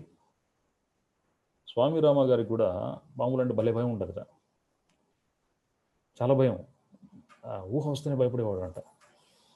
అప్పుడు వాళ్ళ గురువుగారు ఆయన్ని ప్రాక్టికల్గా ఏం చేశారంటే, ఒక కర్రల సమూహం, కర్రలన్నీ ఒక చోట ఉన్నాయి, అది క్లీన్ చేసి పెట్టేసి అని చెప్పేసి పని అప్పగించారు. పాత కర్రలు, చేతులు బట్టి పాత కర్రలు, విరిగిపోయిన చెట్లు ఇట్లాంటివి. అవి తీస్తున్న క్రమంలో పెద్ద కోబ్రా, 6 feet కోబ్రా ఇలాగే చేతిలో పట్టుకున్నాడు ఆయన్ని. ఆ కోబ్రాని చేతిలో కోబ్రా ఉణుకుతున్నాడు. ఎదురు గురువు గారు చూడండి ఎలా ఉండే పరిస్థితి. చేతిలో 2 చేతులు పట్టుకున్నాడు, వదలలేడు, అలాగే ఉండలేడు. ఆ క్రమంలో చూసి చూసి చూసి పాముల భయం పోయింది ఒక ఇన్సిడెంట్లో. సో మన భయాలు మన ఎదురుగా ఉన్నా చూడండి, దాంట్లో మన ముఖంకి వెళ్ళి చూడండి, పోతాయి. ప్రాక్టీస్ చేయాలి. ప్రాక్టీస్ చేసే కొద్దీ ఖచ్చితంగా పోయినటువంటి అవకాశమే లేదు. ఓకే, సో ఇట్లాగా ఈ పరమహంస యోగానంద గారికి అనేక అనుభవాలు జరుగుతున్నాయి. అయితే యుక్తేశ్వరి గారి వ్యక్తిత్వం, ఆయన చాలా సీరియస్ మనిషి. గంభీరమైన మనిషి, తొందరగా మెచ్చుకోడు ఏ విషయం కూడా. ఆయనతో మాట్లాడాలంటే కూడా చాలా జాగ్రత్తగా ప్రిపేర్ అయ్యి మాట్లాడాలి. అట్లా ఉండేది ఆయన స్థిరోద్రూపి. వెంటనే ఏ వ్యక్తి కూడా పూర్తిగా దాన్ని ముఖంలో చూసి చెప్పగలిగే స్థాయి ఆయనది. ఏదంటే అది క్యాజువల్గా నోటికి వచ్చిన మాటలు మాట్లాడే అవకాశం ఇచ్చేవాడు కాదు. నీకు ఏదైతే అవసరమో అంతే అదే. అండ్ తొందరగా మెచ్చుకునేవాడు కాదు. ఎంత అంటే చనిపోయే టైంకి పరమ శివానంద గారు వాళ్ళ గురువు గారితో, సార్ మీతో ఇన్నేళ్ళు ఉన్నాను, ఎప్పుడు నన్ను ఐ లవ్ యూ అనే చిన్న మాట కూడా చెప్పలేదు, నన్ను మెచ్చుకోలేదు అంటే అప్పుడు ఫస్ట్ టైం మెచ్చుకొని చెప్పాడంట. అంటే పరమ శివానంద గారు అన్ని సంవత్సరాలు దశాబ్ద కాలాల పాటు ఆయనతో పాటు ఉన్నా కానీ గొప్పగా ఎప్పుడు మెచ్చుకోలేదు. అంటే ఏంటంటే ఇప్పుడు మీరు గమనిస్తే ఆ పాయింట్ ఒక పరమార్థం ఉంది. అప్రిషియేషన్ అన్నది చాలా ఎంకరేజింగ్ ఉంటుంది చాలా మందికి. అంటే నేను బాగా చేస్తున్నాను ఫీలింగ్ అద్భుతంగా ఉంటుంది, ఇంప్రూవ్ అవుతారు. ఇప్పుడు స్టూడెంట్స్ స్కూల్లో కానీ లేకపోతే స్పిరిచువల్ సీకర్స్ కానివ్వండి, మంచి అనుభవం వచ్చింది, లేకపోతే ఇలాగ ఇంత బాగా చేస్తున్నాం ధ్యానం అనేసరికి అప్రిషియేట్ చేస్తాం కదా కొన్ని సీనియర్స్ అనేవాళ్ళు, లేకపోతే గురువు గారు అనేవాళ్ళు, ఎవరెవరు అప్రిషియేట్ చేసిన తర్వాత గురువు గారి మీద బాగా తీక్షణమైన ప్రేమ ఏర్పడింది అనుకోండి, ఒక అఫెక్షన్ ఏర్పడింది అనుకోండి, ఇంకా ఆనందంగా ఉంటుంది, ఇంకా బాగా చేయడానికి ఉపక్రమిస్తాడు. అయితే ఈ అప్రిషియేషన్ ఎప్పుడైతే ప్రైజ్గా తయారవుతుందో, ప్రశంస అన్నది పొగడతగా తయారవుతుందో, చిన్న పనికి కూడా పెద్ద స్థాయిలో మనం పొగడ్డం మొదలుపెట్టామనుకోండి, అప్పుడప్పుడు కాకుండా ప్రతిసారి పొగడం మొదలుపెట్టామనుకోండి, అప్పుడేమవుద్ది, ఈ బికెమ్స్ స్లేవ్ టు అప్రిషియేషన్. పొగడతలకి బానిస అవుతాడు తెలియకుండా. అంటే నా యొక్క అనుభవాలు లేకపోతే నేను చేసిన పనులను బట్టి ఆయన అప్రిషియేట్ చేస్తున్నారు కాబట్టి ఆయనకు తగినట్టుగా అనుభవాలు రావడానికి ఇలా తెచ్చుకోవడానికి ఏదో ప్రయత్నాలు చేస్తూ ఉంటాడు. ఆయనకి ఇష్టమైన పనులు, ధ్యాన ప్రచారం కానీ వాటెవర్ కానీ, ఇష్టం ఏదైతే ఇది ఇష్టం అది చేస్తుండడం, ఇలా చేస్తుంటారు. You're becoming a slave to appreciation. అంటే అప్రిషియేషన్ లేకుండా ఉంటే డిప్రెషన్ గురవుతున్నారు చాలామంది. సో ఇవన్నీ కూడా ఈ యొక్క ఎమోషనల్ ఇన్ఫ్లుయెన్సెస్, డిపెండెన్సెస్లు, ఎమోషనల్ డిపెండ్ ఏవి ఉండకూడదు. ముముక్షువుకి, జిజ్ఞాసుకి, సీకర్కి, నేర్చుకోవాలన్న తపన వాళ్ళకి, నేర్చుకోవాలని తప్పున్న వాళ్ళకు ఏ రకమైన డిపెండెన్స్ ఉంటారో అది ఇంక్లూడింగ్ గురువు గారి మీద డిపెండెన్స్ ఉండకూడదు, ఎమోషనల్ డిపెండెన్స్ ఉండకూడదు. ఇంకోటి ఏంటంటే by way of appreciation you can just kill the soul. వాడికి సోల్ లేకుండా చేయొచ్చు జస్ట్ పొగడతల ద్వారా. అంటే కంప్లీట్గా ఎమోషనల్గా డిపెండ్ అయిపోతున్నారు. 90% స్పిరిచువల్ ఆర్గనైజేషన్ ఉన్న వాళ్ళందరూ ఇలా ఉంటారు, emotional dependent, emotional slavery, missionary. అంత మిషనరీ వర్క్, మాస్టరీ వర్క్ కాదు. మాస్టరీ కావాలంటే టోటల్ డిఫరెంట్. లోపల అంతర్లీనంగా, అంతర్ముఖంగా, రూటెడ్గా ఎప్పుడైతే తన చేతన స్థితిలో తను ఉంటాడో అప్పుడే మాస్టర్ కాగలడు. ఎక్స్టర్నల్ డిపెండెన్స్ ఎప్పుడైతే ఆధారపడి ఉంటావో అప్పుడు నువ్వు ఆ లోపల ఉన్న మాస్టరీని ఎప్పటికీ బయటికి తీయలేవు, ఇంపాసిబుల్. సో ఉత్తేశ్వరి గారు వెరీ స్ట్రిక్ట్గా అప్రిషియేషన్ విషయంలో ఇప్పుడు చేసేవాడు కాదు, అంత తొందరగా ప్రశంసలు కురిపించేవాడు కాదు. కావాలనేది ఒక వ్యక్తిత్వం, పర్సనాలిటీ. లాహిరి మాషులు కూడా అంతే, చిన్నదానికి పెద్దదానికి విపరీతంగా పొగడం అని చేయరు. ఎందుకంటే వాడు డ్యామేజ్ అవుతాడు, తన మీద డిపెండ్ అవుతాడు ఎమోషనల్గా. తనకు తాను, తన స్టూడెంట్ తనకు తాను దగ్గర కావాలి, నాకు దగ్గర కాదు. వాడికి వాడు దగ్గర కావాలి, వీడికి వీడి దగ్గర కావాలి, నాకు నేను దగ్గర ఉండాలి. అది ఆధ్యాత్మికత అంటే. సో ఇలాంటి వ్యక్తిత్వము చాలా బలంగా ఉత్తేశ్వరి గారికి ఉండేది. సో ఇలాగా గడిచిపోయింది, జీవితం గడుస్తూనే ఉంది. రామశివానంద గారు కూడా పెద్దవాడారు. ఆయన అమెరికాలో, తర్వాత మిగతా దేశాలకన్నీ ప్రయోగం తీసుకెళ్లారు. ఇలా తీసుకుంటూ జర్నీ గడుస్తూ పోతుంది. అయితే ఈ క్రమంలో ఉత్తేశ్వరి గారి యొక్క ప్రీవియస్ లైఫ్ గురించి నేను చెప్పాలని అనుకుంటున్నాను. ఒక ఆథర్, రిచర్డ్ సాల్వా అని చెప్పేసి ఒక ఆథర్ గొప్ప పుస్తకం రాశాడు ఈయన గురించి, ఆర్చ్ బిషప్ లాన్ ఫ్రాంక్ అని చెప్పేసి. ఉత్తేశ్వరి గారు ప్రీవియస్ లైఫ్లో ఒక church father by name Lanfranc. మీరు చరిత్రలో ఇంట్రెస్ట్ ఉన్న వాళ్ళకి ఒక రాజు గురించి తెలిసే ఉంటుంది, విలియం ది కాంకరర్ అని చెప్పేసి ఒక గొప్ప కింగ్ ఉండేవాడు ఫ్రాన్స్లో.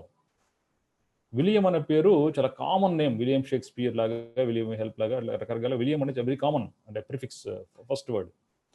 సో ఆయనకు ప్రపంచంలో చరిత్రలో గుర్తు బాగా ఉండడానికి విలియం ది కాంకరర్ అంటే ప్రపంచంలో విలియం ది కాంకరర్ అనే వ్యక్తి ఇంకొకటి లేడు, ఒకటే ఉండేది. అతను ఫ్రాన్స్లో నార్మాండీ నార్మాండీ అనేది ఒక ప్లేస్ అది. Normandy the king of Duke of Normandy అనమాట. ఆ నార్మాండీ అనే ఏరియాకి చిన్న రాజు. ఆయనకి రాజగురువు, ఆధ్యాత్మిక గురువు లాగా ఈ లాన్ ఫ్రాంక్ అనే యొక్క ఆర్చ్ బిషప్ ఉండేవాళ్ళు. ఆ లాన్ ఫ్రాంకే శ్రీ యుక్తేశ్వర గిరి అని ఆయన చెప్పుకుంటూ వచ్చారు. విలియం ది కాంకరర్ 11th సెంచరీలో ఉండేవాళ్ళు. ఆయన వీళ్ళిద్దరు 11th సెంచరీలో ఉండేవాళ్ళు. ఇప్పుడు భారతదేశంలో గజనీ మహమ్మద్ ఏ విధంగా 11th సెంచరీలో దండయాత్రలు చేసి విఫలమై ఏదో ఒక రోజు సఫలమయ్యాడు, ఆ టైంలో నార్మాండీ నుంచి వీళ్ళు ఇంగ్లాండ్కి వెళ్ళారు. ఇంగ్లాండ్లో ఉన్న చాలామందిని రాజుల్ని డిఫీట్ చేసేసి ఇంగ్లాండ్ అంతా కబ్జా చేసుకున్నారు. వీళ్ళు రాజ్యాన్ని ఆక్యుపై చేసుకున్నారు. సో అక్కడున్న చర్చ్ ఫాదర్స్ అందరినీ తీసేసి నార్మాండీలో ఉన్న చర్చ్ ఫాదర్స్ని తీసుకొచ్చి పెట్టి చర్చ్ను బాగా బలం చేకూర్చారన్నమాట. సంఘటన చేశారు చర్చ్ ఫిలాసఫీ అంతా కూడా. సో వాటన్నిటికీ విలియం ది కాంకరర్కి వెనకాల ఉన్న బలం అంటే 90% ఆఫ్ ది విలియం కాంకరర్కి విజయానికి వెనకాల ఉన్న బలమైన వ్యక్తి, spine of everything is archbishop Lanfranc. ఆయనే శ్రీ యుక్తేశ్వర గిరి అని చెప్పేసి ఆధ్యాత్మిక ప్రపంచంలో అనుకుంటుంటారు. చాలా గొప్ప పర్సనాలిటీ లాన్ ఫ్రాంక్ అని ఆయన. మీరు ఎప్పుడన్నా స్టడీ చేయండి, ఆయన టీచింగ్స్ కానివ్వండి, లేకపోతే ఆయన చేసిన పనులు కానివ్వండి, ఆ దేశకాల పరిస్థితుల్లో ఆయన ఎటువంటి రిఫార్మ్స్ పట్టుకొచ్చాడు, ఆయన విలియం ది కాంకరర్ విజయానికి ఏ విధంగా తోడ్పడ్డాడు, ఆ తర్వాత ఎలాగా ఇంగ్లాండ్ దేశం యొక్క థింకింగ్లో మార్పులు వచ్చాయి అని చెప్పేసి పెద్ద స్టోరీ ఉంది. మీరంతా ఇది మన ఈ ప్రస్తుతం శ్రీ యుక్తేశ్వర గిరి గారి జీవిత చరిత్ర, ప్రజెంట్ జీవిత చరిత్ర యాజ్ యుక్తేశ్వర గిరి గురించి మాడుకుంటున్నాం కాబట్టి కొద్దిగా లాన్ ఫ్రాంక్ యొక్క లైఫ్ గురించి మనం తెలుసుకునే ప్రయత్నం ఇప్పుడు చేశామంతే. అయితే ఇప్పుడు మనము నేర్చుకోవాల్సింది ఏంటి, యుక్తేశ్వర గిరి గారి బోధనలు ఏంటి అసలు? లాస్ట్ థర్స్డే కదా, 7th మే బుద్ధ పూర్ణిమ రోజు బుద్ధుడి టీచింగ్స్ నేను మొదలు పెట్టినప్పుడు ఎక్కువగా చరిత్ర గురించి మాట్లాడాను నేను. రాజులు, ఆ టైంలో ఉన్న దేశకాల పరిస్థితులు, అక్కడ ఉన్న సమస్యలు, ఆ స్థితిలో ఆయన టీచింగ్ ఏ విధంగా చేశారని చెప్పేసి దాని మీద ఎక్కువ ఎంఫసిస్ పెట్టాను. ఎందుకంటే అది చాలామందికి తెలియదు. అది ఎక్కడ గూగుల్లో కూడా చాలా సెర్చ్ చేసినా దొరకదు. రకరకాల చిన్నప్పటి నుంచి ఎన్నో సోర్సెస్ నుంచి స్టడీ చేసి నా own interpretation, connecting the dots, ఎక్కడైతే మిస్సింగ్ ఉన్నాయో అవన్నీ కనెక్ట్ చేసుకుంటూ చెప్పినటువంటి ఒక ప్రజెంటేషన్ అది. దాంట్లో బోధనల గురించి ఎంఫసిస్ చేయలేకపోయాను. అప్పటికే 90 minutes అనుకున్నది 2 hours అయిపోయింది. I had short cut everything. అయితే ఈరోజు మనకు టైం బాగుంది, మనం యుక్తేశ్వర గారి బోధనల గురించి తెలుసుకునే ప్రయత్నం చేద్దాం. ఇప్పుడు దీంట్లో క్రమంగా ఏంటంటే ఆయన బోధన ఒకటే క్రియాయోగం, సింపుల్. రెండు ఆస్ట్రాలజీ గురించి ఇప్పుడు మనము ఈ కొన్ని నిమిషాల పాటు చెప్పుకోవడం వల్ల పెద్ద ప్రయోజనం లేదని నేను అనుకుంటున్నాను. కాబట్టి మన క్రియాయోగం గురించి తెలుసుకోవడానికి ప్రయత్నం చేద్దాం. ఇది it will be useful, helpful and deliverable for me. కొన్ని నిమిషాలు మనం చెప్పుకోవడానికి ఒక అవకాశం ఉంది. క్రియ అంటే ఏంటి? యాక్షన్. యోగం అంటే కలయిక. యోగం అనే పదము యుజ్ అనే పదం నుంచి వచ్చింది. యుజ్ అంటే యూనియన్, కలయిక అని అర్థం. దేని మధ్య కలయిక? లోపల ఉన్న ఫ్రాగ్మెంటెడ్ చైతన్యం అంటే ముక్కలైనటువంటి చైతన్య స్థితిని కలపడమే యూనియన్ అంటే. ఒకలాంటి ఏకీకృత స్థితి, చైతన్యాన్ని ఏకీకృతం పరచడమే యోగ లక్షణం, క్రియాయోగ లక్షణం. క్రియ అని పేరు పెట్టారు దానికి, యాక్షన్. అంటే ఏంటి? మనం ఏ పని చేసినా కానీ, ఎటువంటి పని కానీ యోగ స్థితిలోనే చేయాలి. ఆ పని సపరేటు, ఆధ్యాత్మిక సాధన సపరేట్ కాదు. ఇప్పుడు మాట్లాడుతున్నా, మీరు వింటున్నా, మనం చదువుకున్నా, మన ఎన్ని ప్రపంచంలో అన్ని వ్యాపకాలు, వృత్తులు, ప్రవృత్తులు ఉన్నా, ఏ పనిలో ఎంతసేపు ఎవరున్నా కానీ, ఏ దేశంలో ఉన్న వాళ్ళు కానీ, ఆ పనికి, ఆ స్థితికి, ఆధ్యాత్మిక స్థితికి అనుసంధానం జరపడమే క్రియాయోగ లక్షణం. ఆ ఆధ్యాత్మిక సాధన లక్షణం, ఎన్ని ఆధ్యాత్మిక సాధన లక్షణం అదే. మరి క్రియాయోగం చేయండి, చేయకపోనివ్వండి, కానీ ధ్యాన స్థితిలో ఉన్నవాళ్ళు ఖచ్చితంగా ఈ ధ్యాన సాధనని, ఈ ప్రాపంచిక జీవితాన్ని సపరేట్ చేసే అవకాశం లేదు. ప్రాపంచిక జీవితము, ధ్యాన సాధన రెండు కలిపేయాలి. ఈ రెండు ప్రపంచాన్ని కలిపేయాలి. ఈ సోషల్ రియాలిటీని, స్పిరిచువల్ రియాలిటీని కలిపేయాలి. ఈ బాహ్య ప్రపంచాన్ని, లోపల ఉన్న ప్రపంచాన్ని రెండు మెర్జ్ చేయాలి, ఈ రెండు వరల్డ్స్. అప్పుడేమవుద్ది, ప్రతి ఒక్క క్షణము, ప్రతి ఒక్క నిమిషం ఒక ఆధ్యాత్మిక సాధనలాగా మలచబడుతుంది. అటువంటి జీవితమే ఆధ్యాత్మిక జీవితం అంటే. అది ప్రాక్టికల్ తీసుకురావాలి, మాటలు చెప్పడం కాదు. వేస్ట్ అవన్నీ మాటలను. ఈ లెక్చర్స్, ప్రజెంటేషన్స్ అన్ని టోటల్ వేస్ట్. అవన్నీ మనం తీసుకురాకపోతే, నేను చెప్పినా వేస్టే, మీరు విన్నా వేస్టే. తీసుకొచ్చే ప్రయత్నం ఎప్పటికప్పుడు, ప్రతి క్షణం ఆ సాధనలో నిమగ్నమై ఉండడమే మన లక్ష్యం. మన ఆధ్యాత్మిక జీవితం అంటే అదే. అటువంటి జీవితమే మనం కోరుకోవాలి. మీరు ఏ పనులను చేయండి, నేను ఏ పనులను చేస్తాను నా లైఫ్లో, బట్ నా ధ్యాన స్థితి ప్లస్ చేసే పని రెండు కలవాలి. నడిచేటప్పుడు నడవాలి, తినేటప్పుడు తినాలి, మాట్లాడేటప్పుడు మాట్లాడాలి, కానీ ధ్యాన స్థితిలోనే ఉండాలన్నీ. నా మాట లోపల నుంచే రావాలి. మీరు వినేటప్పుడు 4 చెవులతో వినాలి. చదివేటప్పుడు ఈ రెండు కళ్ళు కాదు, మధ్య కన్నుతో కూడా చూడండి. ఆ వర్డ్స్ మధ్య స్పేస్ కూడా కనబడుతుంది. ఎంప్టీనెస్లో చూడండి. అందుకే Jesus Christ I and father are one అని చెప్పాడు. నేను నా తండ్రి ఒకటే. అదే మనం మహా వాక్యాలు ఉన్నాయి కదా, అహం బ్రహ్మస్మి, నేనే బ్రహ్మ, నేనే క్రియేషన్, నేనే చైతన్యం అని చెప్పడం. మన్సూర్ అలీ అని చెప్పేసి గొప్ప సూఫీ మాస్టర్ ఉన్నాడు. ఆయన ఒక మాట ఆనల్ హక్ అంటాడు. ఆనల్ హక్ అంటే నేను ఆయన ఒకటే, అంత ఒకటే. బుద్ధుడు కూడా ఇదే మాట అన్నాడు, శూన్య పూర్ణ అన్నాడు. శూన్యం ఏంటి, పూర్ణ ఏంటి? శూన్యం అంటే ఎంటీ, పూర్ణ అంటే ఫుల్, అంటే నథింగ్, ఎవ్రీథింగ్. శూన్య పూర్ణ, శూన్య అంటే ఎంటీనెస్, నథింగ్. పూర్ణ అంటే ఫుల్, ఎవ్రీథింగ్. ఒక జ్ఞాని, ఒక యోగి కాన్షియస్నెస్ ఆ విధంగా ఉంటుంది, నథింగ్ అండ్ ఎవ్రీథింగ్ కాన్షియస్నెస్లో. అందుకే బుద్ధుడు మంచి చక్కని పదం పెట్టాడు, శూన్య పూర్ణ, అహం బ్రహ్మస్మి, I and my father are one, అనల్ హక్, ఇవన్నీ ఒకటే. ఈ స్థితిలోకి రావాలంటే క్రియాయోగం మనం అభ్యసనం చేయాల్సిన అవసరం ఎంతైనా ఉంది. క్రియాయోగం అంటే కొన్ని సాధనలు ఉన్నాయి. సూత్రప్రాయంగా చెప్పాలంటే తపస్, స్వాధ్యాయ, ఈశ్వర ప్రాణిదాన, ఈ 3 అంశాలని కలిపి మనం క్రియాయోగం అని చెప్పుకోవచ్చు. అయితే ఈ పతంజలి గారు చెప్పినటువంటి అష్టాంగ మార్గంలో, యోగ అష్టాంగ మార్గంలో యమ నియమ అని చెప్పారు కదా. యమ అంటే అహింస, సత్యం, అస్తేయం, బ్రహ్మచర్యం, అపరిగ్రహ. అహింస, సత్యం, అస్తేయం, అపరిగ్రహం, బ్రహ్మచర్య. నియమ శౌచ, సంతోష, తపస్, స్వాధ్యాయ, ఈశ్వర ప్రణిధాన. సో ఈ మూడింటిని ఏదైతే ఉన్నాయో దానికి ప్రత్యేకమైన ఎంఫసిస్ పెట్టి క్రియాయోగం యొక్క టీచింగ్స్ అన్ని కూడా ఈ మూడింటి మీద ఆధారపడి ఉంటాయి. వేరే ఏమి లేదు అక్కడ. సింపుల్ 3 విషయాలు: తపస్, స్వాధ్యాయ, ఈశ్వర ప్రణిధానం. తపస్సు అంటే ఏంటి, స్వాధ్యాయం అంటే ఏంటి, ఈశ్వర ప్రణిధానం అంటే ఏంటి, మనం ఈరోజు తెలుసుకునే ప్రయత్నం చేద్దాం. చాలా సింపుల్.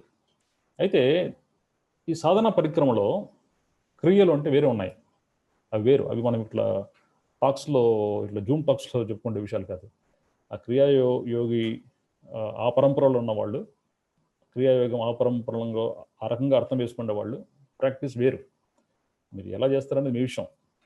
మీరు చేయండి, చేయకండి రెండు చెప్పను నేను. ఇంట్రెస్ట్ ఉంటే చేయండి, ఇంట్రెస్ట్ లేకుండా వదిలేసేయండి. బట్ తెలుసుకోవాల్సిన అంశాలు, తపస్సు, స్వాధ్యాయ, ప్రాణిధానం అనేది ఖచ్చితంగా అందరూ 100% తెలుసుకోవాల్సిన అవసరం చాలా ఉంది. లాయర్ మాషే వాడు గవర్నమెంట్ ఎంప్లాయ్. ఆయన హిమాలయాల్లో పనిచేసేటప్పుడు రాణికేత్ దగ్గర అప్పుడు ఈవినింగ్ వాక్ వెళ్తే ఒక వాయిస్ వినపడింది మహావతార బాబాజీ గారిది. వినపడి రా అని చెప్పేసి పిలిచి ఆయనకు ఈ క్రియాయోగం దీక్ష ఇచ్చారు ఫస్ట్ టైం. ఈ శతాబ్దంలో మనకు తెలిసినంత వరకు మహావతార బాబాజీ అనే యొక్క ఎనర్జీ ఎసెన్స్, ఆయన వ్యక్తి అని చెప్పడానికి లేదు, ఒక మనిషి అని చెప్పడానికి లేదు, ఆయన ఒక ఎనర్జీ ఎసెన్స్ అని చెప్పుకోవచ్చు. మామూలుగా మనం పర్సనాలిటీస్ ఇలాంటివి ఉండవు వాళ్ళకి. ఆ ఎనర్జీ ఎసెన్స్ నుంచి వచ్చిన ఒక ధారాపాతమే ఇనిషియేషనే క్రియాయోగం. ఆయన వాడిన వస్తువులు, పూర్వజన్మలో ఆయన వాడిన వస్తువులు ఇంకా కేవలం ఇంకా అక్కడే ఉన్నాయి. అవన్నీ చూసి నీకు ఏమైనా గుర్తొచ్చాయని అడిగాడు. ఆ తర్వాత ఆయన గుర్తొచ్చి అప్పుడు గుర్తురాల. తాళభ్య క్రియ ఫస్ట్ స్టెప్ లాయర్ మాషే గారికి ఇచ్చిన ఫస్ట్ టీచింగ్ తాళభ్య క్రియ. అక్కడ నుంచి ఫైనల్ నటరాజ క్రియ. ఈ క్రియలన్నీ కూడా అంతర్ప్రాణాయామం కానివ్వండి, నాభి క్రియ కానివ్వండి, మధ్య మధ్య చాలా క్రియలు ఉన్నాయి. బాబాజీ గారు ఏ విధంగా అయితే లాహిర్ మాషాయి గారికి నేర్పించారో అదే పద్ధతి లాహిర్ మాషాయి గారు యుక్తేశ్వరి గారికి ఇచ్చారు. ఆ తర్వాత యుక్తేశ్వరి గారి నుంచి వెళ్ళినప్పుడు ఈ క్రియాయోగం అన్నది రకరకాలుగా మాడిఫై అయిపోయింది. యోగానంద పరమహంస గారు వెస్ట్లో ఎక్కువ ఇంపార్టెన్స్ తీసుకొచ్చాడు. వాళ్ళ సైకాలజీకి తగినట్టుగా, వాళ్ళ విశ్వాసాలు తగినట్టుగా, వాళ్ళ పద్ధతులకు అనుగుణంగా మాడిఫై చేశారు అన్నీ కూడా. మాడిఫికేషన్ చేస్తూనే ఉన్నబడింది. గౌతమ బుద్ధుడు ఆనాపాన స్మృతి లేకపోతే ఆనాపాన సతి అప్పట్లో చెప్పిన విధానం ఇప్పుడు విధానం చాలా తేడా ఉంది. చాలా పెద్ద తేడాలు ఏం లేవు, చిన్నవి కొన్ని పక్కన పెట్టేసి ఇక్కడ ఈ దేశకాల పరిస్థితికి అనుగుణంగా కొన్ని మార్పులు చేర్పులు చెప్పి ప్రజలకి తీసుకొచ్చే ప్రయత్నం ఇది. కానీ జన్ స్కూల్స్లో వాటిలో కొన్ని స్కూల్స్ ఆఫ్ థాట్లో ఒరిజినల్ ఫార్మాట్ గౌతమ బుద్ధుడు ఏ విధంగా అయితే ఆనాపాన స్మృతి ఆనాపాన సతి గురించి చెప్పారో అవి ఇప్పటికీ ఆ రకంగానే ప్రాక్టీస్ చాలా మంది చేస్తున్నారు. అలాగే క్రియాయోగం కూడా లాహిర్ మాషాయి ఏ విధంగా అయితే బాబాజీ గారి దగ్గర నుంచి తీసుకున్నారో అదే ప్రకారం యుక్తేశ్వరి గారికి ఇచ్చారు. ఆ రకంగా చేయకుండా మాడిఫైడ్ వర్షన్స్లో చేసే వాళ్ళ సంఖ్య ఎక్కువ మంది ఉన్నారు. కానీ ద సేమ్ వే బాబాజీ గారు లాహిర్ మాషాయి గారికి ఇచ్చిన పద్ధతిలో ప్రాక్టీస్ ఇస్తున్న వాళ్ళ సంఖ్య తక్కువ ఉన్నారు, కానీ ఇప్పటికీ ఉన్నారు. అది తాళభ్య క్రియతో మొదలయ్యి నటరాజ క్రియతో ఎండ్ అవుతుందని అంటారు. నాకు లాహిర్ మాషాయి ఫ్యామిలీలో గొప్ప వ్యక్తి శుభేంద్ర లాహిర్ గారు నేను చాలాసార్లు చాలా రాత్రులు గంటలు స్పెండ్ చేశాము. ఎన్నో విషయాలు ఆయన చెప్పారు. ఆయన అనుభవాలు, లాహిర్ మాషాయి గారితో ఉన్న అనుభవాలు, వాళ్ళ సన్ తీన్కోడి లాహిరి యొక్క సన్ సత్యాచరణ లాహిరి, వాళ్ళ సన్ శుభేంద్ర లాహిరి వాళ్ళు చనిపోయారు ఈ మధ్యనే. వాళ్ళ సన్ ఉద్ధవ్ లాహిరి గారు ఉన్నారు. ఆయన 3 లెవెల్స్ క్రియ కూడా నాకు ఇస్తానని చెప్పారు. ఆ స్టోరీ డిఫరెంట్. అయితే నేను తీసుకోవడం కూడా జరిగింది. అయితే పాయింట్ ఏంటంటే నేను నా సాధనలో ఆల్రెడీ ఉన్నాను కాబట్టి నేను ఇవన్నీ చేయడం లేదు. But I know what is how all these things happen. Kriya Yoga దీక్ష ఏ విధంగా ఉంటుంది, ఆ క్రియలు ఏ విధంగా ఉంటాయి అవి నాకు తెలుసు. అయితే దాంట్లో అంతర్ప్రాణాయామం ఒకటి ఉంది. అంతర్ప్రాణాయామంలో ఏంటంటే బ్రెత్ తీసుకుంటున్నప్పుడు గాలి కనపడదు బయట వాళ్ళకి. ఒకరోజు పరమహంస యోగానంద గారు నిద్రలో తొందరగా లేచి చూస్తే యుక్తేశ్వరి గారు అచేతనంగా పడుకున్నట్టు కనపడ్డారు, శవంలాగా అంతే. ఏంటి మూమెంట్ లేదు, గాలి ఆడడం లేదు, ఫిజికల్ బాడీలో బ్రెత్ మూమెంట్ అనేది ఏమాత్రం కనపడడం లేదు, ఏం అర్థం కాలే. ఒకసారి చనిపోయామో అని చెప్పి డౌట్ వచ్చింది. కానీ గురువు గారు కదా, లేపలేం కదా. సో అద్దం తీసుకొచ్చి ముక్కు ముందు పెట్టాడు. ఆవిరికి ఏమన్నా గాలాడుతుందా లేదా చెక్ చేయడానికి. ఏం ఆడడంలా, ఆవిరి ఏం తగలడంలా. ఆ తర్వాత ఫ్రెష్గా చిరునవ్వుతో లేచి కూర్చున్నాడు యుక్తేశ్వరి గారు. అంటే బ్రెత్ను అంతర్ముఖంగా కూడా కన్వర్ట్ చేసేంత ఎబిలిటీ క్రియాయోగం ఫస్ట్ లెవెల్లో వచ్చేస్తుంది. అది కష్టమైన కాదు, ప్రాక్టీస్ చేస్తుంటే వచ్చేస్తుంది. It is possible for you also practice చేస్తే. అంతర్ముఖ ప్రాణాయామం అంటారు, అంతర్ప్రాణాయామం అంటారు దాన్ని. నాభి క్రియ అంటే నాభి వరకు ఆ బ్రెత్ తీసుకొని చేయడం నాభి క్రియ, ఇవన్నీ ఉన్నాయి క్రియాయోగంలో. అయితే ఇది మొట్టమొదటిసారిగా దాని చరిత్రలోకి వెళ్తే విష్ణుమూర్తి యొక్క అంశ వైవస్వతుడు మనువుకి ఇచ్చాడని చెప్పేసి అంటారు. అంటే very origin of life of human బీయింగ్స్లో వైవస్వత రూపంలో మనువు అంటే first person of mankind. అది స్వయంభూ అంటారు మనువు అనేవన్నీ. ఉన్నటువంటి వచ్చేసాడు క్రియేషన్ అని చెప్పేసి ఆ మనువుకి ఇవ్వడం జరిగింది. ఆ మనువు కాస్త ఇక్ష్వాకు డైనాసిటీ, అంటే మన శ్రీరాముడి యొక్క డైనాసిటీ పేరు ఇక్ష్వాకు డైనాసిటీ. ఇక్ష్వాకు డైనాసిటీలో మొట్టమొదటి రాజు రఘునాథుడు. ఆయన ప్రస్తుతం ఇరాన్ ఆర్యవర్త ప్రాంతంలో క్యాపిటల్కి పెట్టుకొని పరిపాలించాడు. ఆ పరంపరలో 21వ రాజు శ్రీరాముడు ఇక్ష్వాకు డైనాసిటీలో. ఆ ఇక్ష్వాకు డైనాసిటీలో చివరి రాజు గౌతమ బుద్ధుడు, శాక్య మహారాజు, శుద్ధోదనుడి కుమారుడు. ఆ తర్వాత లాస్ట్ రాహులుడు కదా. రాహులుడు కూడా తన తండ్రి మార్గంలో పడి 18 ఏటనే ఎన్లైట్మెంట్ సంపాదించాడు. అంటే ఇదంతా ఇక్ష్వాకు డైనాసిటీయే. శాక్య డైనాసిటీ వరకు కూడా బ్రాంచెస్గా ఓపెన్ అవుతూ చిన్నగా అయిపోయాయి లాస్ట్కి. అయితే ఈ మనువు ఇక్ష్వాకు ప్రపంచం అని చాలా ఏళ్ల క్రితం అయిపోయింది. అది మహాభారత కాలంలో శ్రీకృష్ణుడు అర్జునుడికి ఉపదేశించాడు క్రియాయోగం. మహాభారత కాలం తర్వాత మనకు తెలిసినంత వరకు క్రియాయోగ పద్ధతులు ఈ మాస్టర్స్ చెప్పినంత వరకు మొట్టమొదటిసారి మహావతార బాబాజీ గారు లాహిర్ మహాశయ గారికి ఇనిషియేట్ చేశారు. ఆయన ద్వారానే ఇప్పుడున్న క్రియాయోగం అంతా కూడా ప్రాచుర్యంలోకి వచ్చిందని చెప్పేసి అనుకోవచ్చు. అయితే ఇందాక చెప్పినట్లుగా సాధనా పరిక్రమ గురించి మనం ఇప్పుడు మాట్లాడుకోలేదు. సపరేట్ సబ్జెక్ట్ అది క్రియాయోగ పరంపర ఉన్న వాళ్ళు మాత్రమే ఇనిషియేట్ చేసే పని. అయితే ఈ తపస్వాధ్యాయ ప్రణిధానం అనే క్రియాయోగం అనేది ఏదైతే ఉందో మనం ఈరోజు తెలుసుకోవడానికి ప్రయత్నం చేద్దాం. తపస్సు అంటే ఏంటి? తపస్సు అంటే తాపము, హీట్. ఈ తపస్సు, స్వాధ్యాయ, ఈశ్వర ప్రణిధాన కంటే ముందు ఒక్క మాట తెలుసుకుందాం. ఆ మాట ఏంటంటే వీటన్నిటినీ మనం ఆధ్యాత్మికం అంటున్నాం. అసలు ఆధ్యాత్మికం అంటే ఏంటి? అసలు ఆధ్యాత్మికం అంటే చాలామంది ఆది ఆత్మ అంటే మొట్టమొదట ఇంపార్టెన్స్ ఇవ్వాల్సిన పదార్థం ఆత్మ పదార్థం కాబట్టి దీని ఆధ్యాత్మికం అని పేరు పెట్టారంటారు. కానీ క్రియాయోగంలో ఆ మీనింగ్ వేరే ఉంది, కొంచెం డిఫరెంట్. ధ్యాత అంటే చేసేవాడు, ధ్యాత అంటే చేసేవాడు. ధ్యానం అంటే జరిగేది. ధ్యానాన్ని నువ్వు చేయలేవు. ధ్యానం అనేది ఫలానా పని చేస్తుంటే ఆటోమేటిక్గా వచ్చేది ధ్యానం. నేను ఇక్కడ మామూలుగా చాలా క్యాజువల్గా నేను ధ్యానం చేశాను అంటుంటాం. నేను 10 సంవత్సరాలు ధ్యానం చేస్తూనే ఉన్నాను, రోజు 2 గంటలు చేస్తూనే ఉన్నాను అని చాలా ఆనందంగా చెప్పుకునే వాళ్ళని చాలామంది చూస్తూనే ఉన్నాం. మనం ధ్యానం చేసే పని కానీ అది లాఫబుల్ ఐడియా చాలామంది మాస్టర్స్ వరల్డ్లో. ధ్యానం చేయడం ఏంటి? ధ్యాన పద్ధతిని చేస్తావు, ధ్యానం వల్ల చేస్తావు, ధ్యానం చేసేది కాదు. ధ్యాన పద్ధతి చేస్తుంటే సిద్ధించే ఒక స్థితి, ఆ స్థితిని ధ్యానం అంటాం.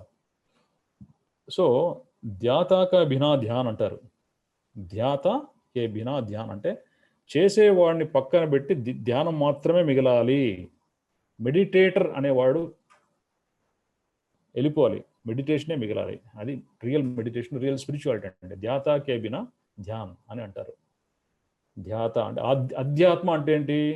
అధ్యాత అనేవాడు లేకుండా ఉండడం, చేసేవాడు అని కనుమరుగైపోవడం ఆధ్యాత్మికత అంటే. అంటే ఆత్మిక స్థితి మాత్రమే ఉంటుంది. ఆధ్యాత్మికత అంటే ధ్యాత అంటే చేసేవాడు, అధ్యాత్త అంటే కనుమరుగైనవాడు. కనుమరుగైతే మిగిలిందంటే only meditation. That is spirituality, that is ఆధ్యాత్మికత. మేబీ కొంతమంది కొత్తగా అనిపించవచ్చు, తెలిసిన వాళ్ళకు పాత అనిపిస్తుంది, వేరే విషయం అది. అయితే దీంట్లో ఈ ఆధ్యాత్మికత ఏ విధంగా తెలుసుకోవాలంటే ఇది పద్ధతి. అందుకే లాహిర్ మహాశయ వాళ్ళు ఏం చెప్తారంటే ఒక ఊతపదం, ప్రతి ఒక్కరికి ఊతపదం ఉంటుంది. అంటే ఉంటుందని రూల్ ఏం లేదు, అలవాటు కొంతమందికి. భాగోనై జాగో అనేవాళ్ళు లాహిర్ మహాశయ. భాగోనై జాగో అంటే పరిగెట్టి వెళ్ళిపోవద్దు, మేల్కో. జాగో అంటే మేల్కోవడం, భాగో అంటే పరిగెట్టడం, వెళ్ళిపోవడం. భాగోనై జాగో, నీ సమస్యలు వచ్చినప్పుడు పరిగెట్టద్దు, మేల్కో. మేల్కొనే ఉండు. బుద్ధుడు అంటే మేల్కొన్నవాడు. మోక్షము కైవల్యం అంటే పెద్ద విషయాలు ఏం కాదు, మేల్కొనడమే అంతే, ఇంకేం లేదు అక్కడ. ఉన్నత స్థితిలో ఉండాలి అంతే, ధ్యాన స్థితిలో మేల్కొని ఉండాలి. మామూలు జాగరూక కాన్షియస్నెస్ అంటే విశ్వజ చైతన్యము, వైశ్వనార చైతన్యము, ప్రాజ్ఞ చైతన్యం, 3 చైతన్యాలు ఉన్నాయి. అంటే జాగరూక స్థితి, స్వప్న స్థితి, సుషుప్త స్థితి. ఇది కాకుండా మనం 4వ స్థితి, తురియ స్థితి కూడా ఉంది, స్పిరిచువల్ కాన్షియస్నెస్ ఆర్ ఆత్మ చైతన్య స్థితి. సో క్రియాయోగం యొక్క మెయిన్ ఎయిమ్ ఏంటంటే ఫియర్ నుంచి ఫ్రీడమ్కి వెళ్ళడం. ఫియర్ నుంచి ఫ్రీడమ్, భయాల నుంచి స్వేచ్ఛగా జీవించడం. కాన్సెప్ట్ నుంచి కాంప్రహెన్షన్ వైపు వెళ్ళడం. కాన్సెప్ట్ అంటే ఏంటి? ఇంటలెక్చువల్ ఫీడ్ అంతా. అని కాంప్రహెన్షన్ అంటే అర్థమయ్యే స్థాయి, దాని యొక్క పరమార్థం, ఎసెన్స్ను అర్థం చేసుకోవడం అనేది ఇంపార్టెంట్. ఈ కాన్సెప్ట్ కాదు ఇంపార్టెంట్, కాంప్రహెన్షన్ ఇంపార్టెంట్. చిత్తం నుంచి చైతన్యం వైపు మరల్చడమే. చిత్తం అంటే మైండ్, చైతన్యం అంటే కాన్షియస్నెస్. చిత్తం నుంచి చైతన్యం వైపు, మైండ్ ఇంటలెక్ట్ నుంచి సోల్ స్టేట్కి వెళ్ళడమే యొక్క మెయిన్ ఎయిమ్. సో దాంట్లో మొట్టమొదటి తాపము. తాపం అంటే ఏంటి? ఒకలాంటి హీట్, ఒకలాంటి intensity, flame of consciousness, fire of consciousness అంటుంటాం. చైతన్యాన్ని చైతన్య జలము, చైతన్య పృథ్వీ అట్లా మాట్లాడలేము. మిగతా ఎలిమెంట్స్లో ఫైర్తోనే కంపేర్ చేస్తాం. The fire of consciousness, the consciousness in your belly should be like fire of consciousness అంటాడు ఓషో. లాహిర్ మహర్షి కూడా అదే అంటారు. చిదాగ్ని, జ్ఞానాగ్ని అని పదాలు వాడతారు. కృష్ణుడు జ్ఞానాగ్ని అనే పదం వాడాడు. జ్ఞానాగ్ని దగ్ధ కర్మాణం అంటాం. జ్ఞానం అనే అగ్ని మన కర్మలన్నింటినీ నాశనం చేస్తుందని చెప్పేసి. చిదాగ్ని అంటే చిత్ లోపల అగ్ని వెలగాలి. చిదాగ్ని అంటే శవం మీద అగ్ని చిదాగ్ని అంటుంటాం, కానీ చిత్తం మీద కూడా అదే అగ్ని వెలగాలి. కాలాలి ఇదంతా. ఈ తలకాయ లోపల ఆలోచన ధోరణులు, మన అలవాట్లు, మన అభిమతాలు, అభిప్రాయాలు, విశ్వాసాలు ఇవన్నీ కూడా మెల్ట్ అయిపోయి శూన్యస్థితిలోకి, ఆ ఎంప్టీనెస్ లేకి రావాలి. దానికి కారణం ఫస్ట్ తాపం, హీట్, ఆ ఇంటెన్సిటీ, ఫైర్ ఆఫ్ కాన్షియస్నెస్ లోపల ఉండాలి. అది 3 లెవెల్స్లో ఉంటుంది తాపం అన్నది. శారీరక తాపము, వాక్ తాపము, మనోతాపం అని చెప్పేసి. శారీరక తాపం అంటే ఏంటి? శారీరకంగా కూడా కొంచెం ప్రిపరేషన్ అవసరం. ఎలాగా? శుభ్రంగా ఉండడం అండ్ భౌతిక ప్రపంచం, శారీరం అంటే శరీరం కూడా కాదు, భౌతిక ప్రపంచంలో కూడా ఆ తాపం అంటే పెద్దల్ని గౌరవించడము, కొన్ని యాటిట్యూడ్స్ని డెవలప్ చేసుకోవడం. అంటే విక్రమశ్రీ గారు మన ప్రవర్తన మీద చాలా ఎంఫసైజ్ చేసేవాడు. ప్రవర్తన వెరీ ఇంపార్టెంట్. నీ అరగెన్స్ ఎటువంటి పరిస్థితుల్లో కూడా ప్రదర్శించడానికి వీల్లేదు. ఆయన గంభీరమైన మనస్తత్వం ఉంది, కానీ విపరీతంగా కోప్పడే మనస్తత్వం లేదానికి. విక్రమశ్రీ గారికి గంభీరమైన మనస్తత్వం ఉంది, కోప్పడే వాళ్ళు కూడా, కానీ ప్రతిసారి చిటపట్లాడ ఇరిటేషన్ లేదానికి. ఆ గంభీరమైన మనస్తత్వం వల్ల భౌతిక ప్రపంచంలో ఆ ఎన్విరాన్మెంట్ మనం క్రియేట్ చేయగలుగుతాం. ఒక సీరియస్నెస్, ఒక శ్రద్ధ లాంటి ఎన్విరాన్మెంట్ మనం క్రియేట్ చేయగలుగుతాం. అదే ఆయన క్రియేట్ చేశారు తన ఆశ్రమాల్లో, పూరిలో కానీ శ్రీరాంపూర్లో కానీ. శారీరక తాపం అంటే పెద్దల్ని గౌరవించడం కూడా తాపం వస్తుంది. అనుభవమైన వ్యక్తుల దగ్గర మనం టైం స్పెండ్ చేసినప్పుడు ఈ యొక్క శారీరక అంటే భౌతిక స్థాయిలో ఉన్న తాపం అనేది ఏర్పడుతుంది.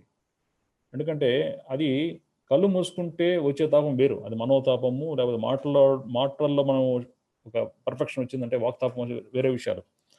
శారీరక తాపము లేకపోతే ఈ భౌతిక తాపము అన్నది పెద్దల్ని గౌరవించడంలో వస్తుంది. అది ఎలా వస్తుందంటే దేవ ద్విజ గురు ప్రాజ్ఞ, దైవత్వం ఉన్నవాళ్ళు. ద్విజులు అంటే సెకండ్ టైం బోర్న్, అంటే ఎన్లైటెండ్ బీయింగ్స్ కానివ్వండి. గురువులు టీచ్ చేసేవాళ్ళు. ప్రాజ్ఞులు ఎప్పుడు చేతన స్థితిలో ఉన్నవాళ్ళు. ఇలాంటి వాళ్ళ సశ్రుత చేయడం వల్ల వచ్చే తాపం శారీరక తాపం అంటే. అప్పుడు you start going with in, you will have eligibility to go with in. So దేవ గురు ద్విజ ప్రాజ్ఞ లాంటి వాళ్ళని మనం దర్శించుకుంటూ, వాళ్ళ టీచింగ్స్ను మనం అబ్జర్వ్ చేసుకుంటూ నేర్చుకుంటే వాళ్ళ ఇంటెన్సిటీ ఎంత సీరియస్గా ఉన్నారు, వాళ్ళ సాధన ఏ విధంగా ఉంటుంది. బాగా అనుభవం ఉన్న వాళ్ళు సాధన ఎక్కువ చేస్తుంటారు కదా. ఇప్పుడు ఈ రోజులు ఏంటంటే ఎంతమందికి చెబితే అంత గొప్ప అనుకోండి రోజులు ఇవి. వాడు సాధన చేయడు, సాధన అనేది తెలుసు కానీ చేయడు వాడు.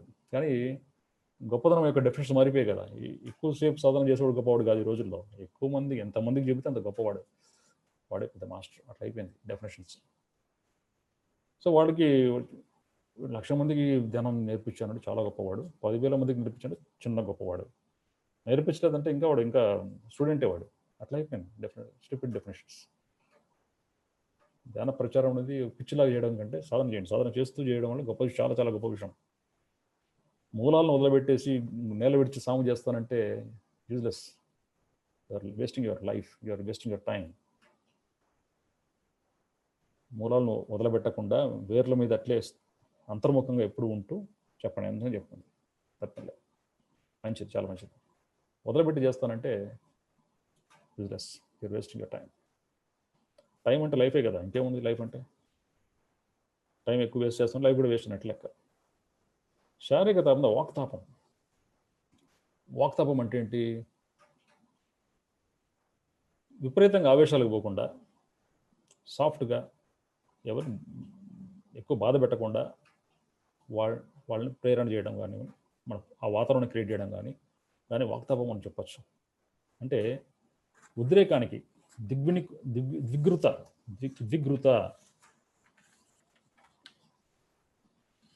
అంటే ఉద్రేకం లేకుండా ఉన్న స్థితి. ఆ స్థితిలో మనిషి ఉంటూ ఎదుటి వాళ్ళ హితం కోరుకుంటూ ఎదుటి వాళ్ళ మనసును అదే పనిగా గాయపరచకుండా ఉన్న ఆ తాపంని ప్రతిసారి అంటే ఎదురోళ్ళతో మనం ఏం మాట్లాడుకున్న క్యాజువల్ థింగ్స్ కావచ్చు, స్పిరిచువల్ థింగ్స్ కావచ్చు, సీరియస్ థింగ్స్ కావచ్చు, ఏ విషయాలైనా సరే వాళ్ళ హితం కోరుకుంటూ వాళ్ళ ఆనందాన్ని కోరుకుంటూ మనం ముందుకెళ్ళే ఆ యొక్క తాపాన్ని వాక్తాపం అని అంటారు. మన కోపతాప లోపల ఉన్నంత మాత్రం అవన్నీ ప్రదర్శిస్తూ ఉంటే ఎట్లా బయట అవన్నీ ఉద్రేకాలన్నింటినీ నిగ్రహించుకుంటూ ముందుకెళ్ళాలి. ఇంకోటి మనోతాపం అంటే మైండ్ ఎప్పుడు ప్రసన్నంగా ఉంచుకోవాలి. కూల్గా, ప్రసన్నంగా, ఎటువంటి ఆలోచనల అలజడి లేకుండా, నింపాదిగా ఉన్న సెంటర్ ఆఫ్ ది ఓషన్ ఎప్పుడు సైలెంట్గా ఉంటుందట. డెప్త్ ఆఫ్ ది ఓషన్ ఎప్పుడు సైలెంట్గా ఉంటుందట. ఆ సర్ఫేస్ ఆఫ్ ది ఓషన్ అలల జడి, మూవ్మెంట్ ఆఫ్ వేవ్స్ ఇలాంటి కాకుండా ప్రసన్న చిత్తము, లోపల ఎప్పుడు కూల్గా, ప్రసన్నంగా, అబ్జర్వింగ్గా ఉండగలిగే ఆ యొక్క చేతనా స్థితిని మనము మనోతాపము అని చెప్పుకోవచ్చు. సో శారీరక తాపము, వాక్తాపము, మనోతాపము, ఈ 3 కలిపి తాపము అంటాం. అయితే ఈ తాపంలో కూడా అర్థం చేసుకునే స్థాయిని బట్టి మళ్ళీ 3 రకాలుగా ఉన్నాయి. తామసిక తాపం అంటే ఇది లేజీ అటిట్యూడ్స్, ఏదో ఆయన చెప్తున్నాడు, ఏదో విన్నాంలే, ఏదో చేసాంలే, ఇంట్లో టైంపాస్ అవుతాం, లాక్డౌన్ పీరియడ్, ఏదో ప్రవచనాలు విన్నట్టుగా వినేవాళ్ళ స్థితి తామసిక తాపం. టైంపాస్ వింటున్నాం, ఎప్పుడే వింటాం అంత ఇలాగే. 90% ఈ తామసిక తాపంలో ఉన్న వాళ్ళే. అర్థం కాదు, అర్థమైనట్టుగా అనిపిస్తుంటుంది, నాకు అర్థమైంది అని ఊహలో ఉంటారు, దాని అర్థం కాదు. అర్థం అంటే ఏంటి? ఇంటలెక్చువల్గా అర్థం చేసుకోవడం వేరు, కాన్సెప్చువల్గా అర్థం చేసుకోవడం వేరు. అనుభవపూర్వకంగా అర్థం చేసుకోవడం ఒకటే నిజమైన అర్థం. అనుభవంలోకి రానంత వరకు అది అర్థం అయినట్లు కానే కాదు. తెలియడము, అర్థం చేసుకోవడం మధ్య చాలా తేడా ఉంది. అన్ని విషయాలు తెలుస్తాయి కానీ అర్థం కావు. అర్థం కూడా అర్థం అయినట్టుగా అనిపిస్తుంటుంది. దాని కూలంకషాల్లోకి వెళ్ళాలంటే, దాని వేర్లలోకి వెళ్ళాలంటే దాని మీద తప్పించాలి. అప్పుడే అది మనకు సొంతం అవుతుంది. అందుకే సాధన అని పేరు పెట్టాం కదా. సత్ ప్లస్ ధన. సత్ అంటే ట్రూత్, ధన అంటే ట్రెజర్. ఈ ట్రూత్ మన ట్రెజర్గా తయారు కావాలంటే, ఈ సత్యం అన్నది మన ధనంగా కావాలంటే తప్పించాలి. ఆ తపన పడేవాళ్ళే తామసిక తపన పడేవాళ్ళు. అంత జీర్ణంగా తెలుస్తుంది, అర్థం కాదు. రాజసిక తపన, పవర్. వీళ్ళు ఏం చేసినా కానీ పవర్. 10 మందికి నా పేరు నిలబెట్టాలి, నా పేరు తెలియాలి, నేను గ్రేట్ మాస్టర్ అని తెలియాలి ప్రపంచానికి. అట్లా చెప్పుకోవడానికి వాళ్ళ తపనంతా పనికొస్తుంది. తన సొంత జ్ఞానాన్ని, జ్ఞానాగ్నిని ఉద్దీపనం చేయడానికి వాడరు. కీర్తికాంక్షలు, పేరు, ఎంపైర్ బిల్డింగ్. ఈ ప్రపంచంలో అందరు తెలియాలి నా పేరు. Empire building exercise, capacity building exercise కాదు, ఎంపైర్ బిల్డింగ్ ఎక్సైజ్. ఎంత రాజసిక తాపాలు. 3 సాత్విక తాపన, ఉన్నత స్థాయి. ఎటువంటి పరిస్థితుల్లో చైతన్యం యొక్క మూలాన్ని వదలబెట్టకుండా, ఎటువంటి పరిస్థితుల్లో ఫస్ట్ టాప్ ప్రయారిటీ అదే. అది చేసుకుంటూ నొప్పించకుండా సాఫ్ట్గా జనాల్ని యాక్టివేట్ చేయడం ఉన్నత స్థాయి, లాహిరి మాషాయి స్థాయి, యుక్తేశ్వరగిరి స్థాయి. బాబాజీ గారు చెప్పిన మాటలు ఇవే. శారీరక తాపము, వాక్తాపము, మనోతాపాలని పూర్తిగా అర్థం చేసుకుంటే స్థాయి. తామసిక తాపం నో, రాజసిక తాపం నో, సాత్విక తాపాన్ని సాధించాలి. ఇది సాధించాలంటే తప్పించాలి. ఎంత అంటే తులసీదాస్ ఉన్నాడు. తులసీదాస్ అనే గొప్ప కవి, రామచరిత మానస్ అనే పుస్తకం రాశాడు ఆయన. అంతకుముందు పూర్వాశ్రమంలో తులసీదాసు సామాన్యమైన వ్యక్తి. అందరూ సామాన్యమైన వ్యక్తులే, అసామాన్యమైన వ్యక్తులు ఎవరు లేరు ప్రపంచంలో. ఆ సామాన్యతలోనే వాళ్ళు సాధించారు కాబట్టి అసామాన్యమైన వ్యక్తులు మనం అనుకుంటున్నాం. ఈరోజు వరకు చనిపోయి చాలా సంవత్సరాలైనా అనుకుంటున్నాం. ఆయనకు భార్య అంటే మహాప్రేమ, మహాపిచ్చి, ప్యాషన్. భార్య లేకుండా జీవించలేడు. అన్నిటికీ ఎప్పుడు ఆమె పక్కనే ఉండాలి, ఎదురుగా ఉండాలి. ఓసారి ఆమె పుట్టింటికి వెళ్ళింది పని మీద. పుట్టింటికి వెళ్ళిన తర్వాత ఆమెను చూడాలనిపించింది. రోజు చూడేసే ఫేసు, రోజు చూడకుండా ఉండలేకపోతున్నాడు పాపం లోపల. బయట వర్షం, మామూలు వర్షం కాదు, తుఫాన్ వర్షం. నది ఏర్లు పొంగి వరదై పడుతుంది. యూపీలో ఆ రోజుల్లో గంగానది. ఏర్లై పాడుతుంటే అటువంటి సిచ్యువేషన్లో ఆయన వరద స్థితిలో ఉన్న నదిని ఈదుకుంటూ వెళ్ళి తడి బట్టలతో నీళ్ళన్నీ కాడుతున్న తల నుంచి కింద వరకు తలుపు కొట్టాడు. మిడిల్ ఆఫ్ ది నైట్, రాత్రి చీకట్లో. ఆమె తలుపు చూసి భర్తను చూస్తే ఆశ్చర్యపోయింది. ఏంటిది, ఎందుకు వచ్చి ఇంత సడన్గా వరద, ఏమన్నా జరిగితే? ఆశ్చర్యపోయింది. నువ్వు ఇంత ప్యాషన్ నీకు ఉంది కదా నేనంటే, ఈ ప్యాషన్ నేను స్పిరిచువాలిటీలో పెట్టు, ఏమవుతావు నువ్వు అన్నది. చూడండి, అంతే ఒక్కసారిగా బలి వెలిగింది దానికి. అంటే శక్తి ఉంది, ప్యాషన్. ద ప్యాషన్ యొక్క డైరెక్షన్ ఇంకో రకంగా ఉంది, భార్య మీద ఉంది. ఆ ప్యాషన్ స్పిరిచువాలిటీ పెట్టాడు. ఒకసారి రామచరిత మానస్ లాంటి, హనుమాన్ చాలీస లాంటి పుస్తకాలను క్రియేట్ చేయగలిగాడు తులసిదాస్, స్వామి తులసిదాస్. అర్జునుడు శ్రీకృష్ణుడిని ప్రొద్దున సంధ్యావందనం చేస్తుంటే, సంధ్యావందనం 3 సార్లు చేస్తారు, త్రికాల సంధ్య. నువ్వు ఎప్పుడు బిజీగా ఉంటావు పొద్దున్న నుంచి రాత్రి వరకు, నువ్వు ఇంత పెద్ద యోగివి, యోగీశ్వరుడు అంటున్నారు అందరూ, నాకు ఆ విద్య ఏదో నాకు చెప్పు అని అన్నాడు. సరే రా అని చెప్పేసి నదిలోకి పిలిచి మెడ పట్టుకొని ముంచేసి పెడతారు. నదిలో గిలగిలగా పడుకుంటున్నాడు. ఇంకా ప్రాణం పోతుందన్న క్షణం ముందు బయటికి తీసాడు తల శ్రీకృష్ణుడు అర్జునుడిని. ఏంటి బావగారు, నన్ను చంపే ప్రయత్నం చేస్తున్నాను, నేను ఏదో సింపుల్గా ఒక ప్రశ్న వేయడానికి వచ్చాను, ఎలా నువ్వు ఇంత సాధించావని చెప్పి తెలుసుకోవడానికి. అప్పుడు శ్రీకృష్ణుడు చెప్పాడు, ఇది తెలుసుకోవాలనుకుంటే నువ్వు ఏ విధంగా అయితే గాలి కోసం తప్పించావో, నీ ప్రాణం కోసం తప్పించావో, ఆ తపన నేర్చుకోవాలనే దాని మీద పెడితే అప్పుడు నువ్వు నా అలాగవుతావు. ఏం తేడా లేదు, అంతే, నీకు నాకు తేడా కేవలం తపన మాత్రమే అని చెప్పాడు. ఇది తపన అంటే, సాత్విక తపన, గొప్ప స్థాయి తపన. శారీరకంగా, వాక్కుపరంగా, మనోప్రకారంగా అంత సీరియస్నెస్, అంత ఇంటెన్సిటీ ఉన్నట్లయితే నువ్వు అవుతావు. అది ఎలా అవుతావు?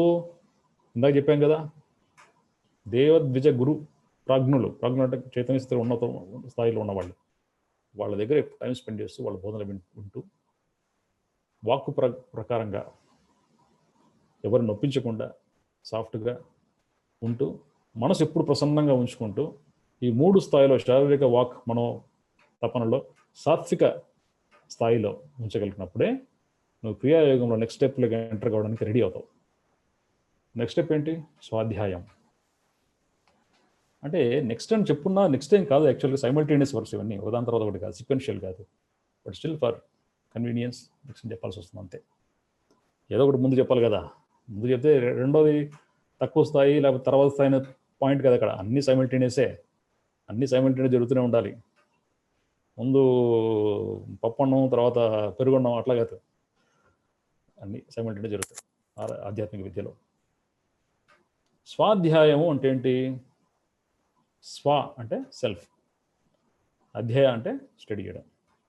సెల్ఫ్ను స్టడీ చేయాలి. సెల్ఫ్ అంటే ఏంటి? ఇక్కడ పుస్తకాల్లో స్టడీ చేయడం కాదు స్వాధ్యాయం అంటే. రాంగ్ కాన్సెప్ట్, ఐడియానే రాంగ్. తను స్టడీ చేయాలి. పుస్తకాలు ఇచ్చేది విషయ జ్ఞానమే, ఇంటలెక్ట్ని ఫీడ్ చేస్తుంది. లోపల నుంచి వచ్చేది రియల్ జ్ఞానాగ్ని, జ్ఞానం కాదు జ్ఞానాగ్ని, దహించేస్తుంది. అది చిదాగ్నిని క్రియేట్ చేస్తుంది, కర్మల్ని అనిహిలేట్ చేస్తుంది. ఆ చదువు నిజమైన చదువు, అదే ఆధ్యాత్మిక చదువు, ఆధ్యాత్మిక విద్య అంటే అదే స్వాధ్యాయం అంటే. ఆ స్వాధ్యాయం ఆత్మను ఏ విధంగా చదవాలి? ఇందాక అనుకున్న ఆధ్యాత్మిక అంటే ధ్యాత అనేవాడు లేకుండా, అంటే అధ్యాత స్థితిలో ధ్యానం మాత్రమే మిగిలేటట్టుగా ఉండడం అన్నది ఆధ్యాత్మికత అని చెప్పేసి. మనకు గోరఖనాథ్ అని చెప్పేసి గొప్ప మాస్టర్ ఉండేవాళ్ళు. ఆయన ఏం చెప్పేవాడు అంటే, హసీబో హ్యాపీగా నవ్వుతూ సరదాగా, కేలిబో అంటే మన బ్రెత్ని ఎగ్జలేషన్ని సాధనంగా చేసుకొని మన మైండ్లో ఉన్న సంస్కారాలు, మైండ్లో ఉన్న ఇమేజెస్, మైండ్లో ఉన్న రకరకాల పర్సెప్షన్స్ కానివ్వండి, కాన్సెప్ట్స్ కానివ్వండి, రకరకాల విశ్వాసాలు కానివ్వండి, అవన్నీ కూడా మన చైతన్య క్షేత్రం, హారక్షేత్రంలో మెల్ట్ చేయడమే. ప్లేఫుల్గా ఆడుకుంటూ సరదాగా, హసీబో నవ్వుకుంటూ, కేలిబో ధ్యానిబో ధ్యాన అనేవాడు. అప్పుడు ధ్యానం జరిగేటట్లు చూడు. ధ్యానం ప్రత్యేకించి ప్రాక్టీస్ చేయలేవు. నేను ధ్యానం చేస్తున్నా అవన్నీ రాంగ్. మాస్టర్స్ వరల్డ్లో ఉండవు అవన్నీ. అది కామన్ మ్యాన్ వరల్డ్లో ఉంటాయి. ధ్యానం చేస్తున్నాను, ఎప్పుడో చేస్తున్నాను, 10 నిమిషాలు చేశాను, నువ్వు ధ్యానం చేస్తున్నావా? చేయడం అనేది కానే కాదు. ధ్యాన పద్ధతినే నువ్వు సాధన చేస్తావు. ధ్యానం ఇలా చేయలేవు, ఇంపాసిబుల్. ధ్యానం జరిగే స్థితి, సిద్ధించే స్థితి, వచ్చే స్థితి. నువ్వు చేయంగా ఒక ధ్యాన పద్ధతిని వచ్చే స్థితి మధ్యలో ధ్యాన స్థితి. హసీబో ఆడుతూ ఉండాలంట. చేడులాగా వాడికి ఆటలే కదా, సీరియస్నెస్ అంటే తెలియదు. అదే ఆటే సీరియస్నెస్ అంటే దాంట్లో సరదా ఉంటుంది, మజా ఉంటుంది. అట్లాగే స్పిరిచువల్ విద్య కూడా అట్లే ఉండాలి. స్పిరిచువల్ సాధన కూడా అట్లే ఉండాలి. ఇంక ఏ డిఫరెన్స్ లేదు. హసీబో నవ్వుకుంటూ లెట్ గో అని మాస్టర్ చేయాలి. వదలబెట్టడం మాస్టర్ చేయాలి. ఈ మైండ్ని ఎంప్టీ చేయడం మాస్టర్ చేయాలి. ధ్యానిబో ధ్యాన అంటాడు. ధ్యానం అయ్యేటట్టు చూడు, అలో చేయి. అది జరుగుతుంది, అలో చేయి, అంతే సింపుల్. అలో చేయాలంటే ఆడుతూ ప్లేఫుల్గా, చీర్ఫుల్గా. చిన్నపిల్లడు అట్లా ఉంటాడు కదా, సేమ్, ఇంకేం డిఫరెన్స్ లేదు. అందుకే జీసస్ క్రైస్ట్ చెప్పాడు, unless you become a child you cannot enter the Kingdom of God. Mahavatar Babaji గారు, విద్యేశ్వరి గారు చెప్పిన మాటదే. క్రిస్టియానిటీని ఇండియన్ స్పిరిచువల్ కంబైన్ చేసి అని చెప్పాడు. క్రిస్టియానిటీలో ఉన్న కొన్ని క్రైస్ట్ మెసేజెస్ తీసుకున్నాడు. I and father I one అని చెప్పేసి, అహం బ్రహ్మస్మి, చూడండి రెండు ఒకటే, ఇట్లా తీసుకొచ్చాడు ఆయన. క్రాస్కు ఎక్స్ప్లెనేషన్. క్రాస్లో వర్టికల్ ఐ ఉంది. వర్టికల్ ఐ అంటే ఈగో, ఐ, నేను అనే ఒక భావన. నేను అంటే రకరకాల డెఫినేషన్స్ ఉంటాయి కదా, రకరకాల డిస్క్రిప్షన్స్ ఉంటాయి కదా. సో ఈ నేను అనే యొక్క దాన్ని అడ్డంగా గీతగేయమన్నాడు. No, that is cross. Deeper meaning of cross is this. Esoteric meaning of cross is this. అహం భావాన్ని, నిలువుగా ఉన్నదాన్ని నరికే. క్రియాయోగంలో చెప్పే ఒకనొక ఈసోటరిక్ మీనింగ్ ఆఫ్ క్రాస్ ఇది. స్వాధ్యాయము ఆత్మిక స్థితి, ఆత్మని స్టడీ చేయమని చెప్పాడు. ఆత్మిక స్థితి అంటే ఏంటి, అసలు ఆత్మ అంటే ఏంటి? దీన్ని మనము ఇంటలెక్చువల్గా అర్థం చేసుకోవాలని ప్రయత్నం ఎంత చేసినా జస్ట్. కానీ అర్థం చేసుకోవడానికి, రకరకాలుగా అర్థం చేసుకోవడానికి సాధన ద్వారా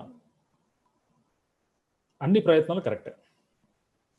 అప్పుడు అన్ని ప్రయత్నాల భాగంగా ఒక బ్లాజమింగ్ జరుగుతుంది, ఒక సటోరి ఓపెన్ అవుతుంది, ఒక లోటస్, ఒక పుష్పం లోపల విచ్చుకున్నట్టుగా ఓపెన్ అవుతుంది లోపల అజ్ఞానం. రకరకాలుగా తెలుసుకునే ప్రయత్నం మనం ఈరోజు చేద్దాం. ఆత్మ అంటే ఏంటి అసలు? ఇది స్క్రిప్చరల్. మన వేదాలు, ఉపనిషత్తుల్లో అనేక ఉపనిషత్తులు ఉన్నాయి కదా. 1008 ఉపనిషత్తులు ఉన్నాయని అంటారు. మనకు కామన్గా దొరికేటి 108 అంటారు. ఆ 108లో 12 ఉపనిషత్తులు ఇంకా ప్రధానమైనవి. అంటే ఉన్న 1008 ఉపనిషత్తుల్లో ప్రధానమైనవి 108 అయితే, దాంట్లో ప్రధానమైన 12 ఉంటాయి. వీటిలోకి ఇంకా ప్రధానమైన ఉపనిషత్తు మండూక్య ఉపనిషత్తు. చాలా చిన్నది మండూక్య ఉపనిషత్తు. ఆదిశంకరాచార్య వాళ్ళ యొక్క గురుగారు గౌడపాదుల యొక్క గురుగారు గోవిందపాదుల యొక్క ఆధ్వర్యంలో వ్రాయబడినటువంటి మండూక్య ఉపనిషత్తులో ఉన్న కేవలం 13 సూత్రాల్లో, 13 సూత్రాలే అంత ఉపనిషత్తు, అంత కలిసి చిన్నది. ఇదొక్కటి చదివితే అన్ని చదివినట్లే, 108 కానివ్వండి, 1008 కానీ చదివినట్లే లెక్క అని చెప్పబడే ఉపనిషత్తు మండూక్య ఉపనిషత్తు. దాంట్లో ఒకానొక సూత్రం ఆత్మ గురించి ఉంటుంది. దాన్ని మనము తెలుసుకోవడానికి ప్రయత్నం చేద్దాం.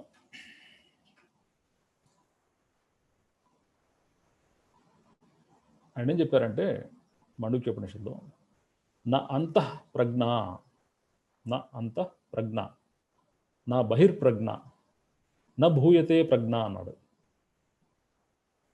నా ప్రజ్ఞాన ఘనం, నా ప్రజ్ఞం, నా అప్రజ్ఞం. ఇక్కడ 6 శబ్దాలు ఉన్నాయి. నా అంతఃప్రజ్ఞ అంటే లోపల ఉన్న చైతన్యం మాత్రమే కాదు నేను.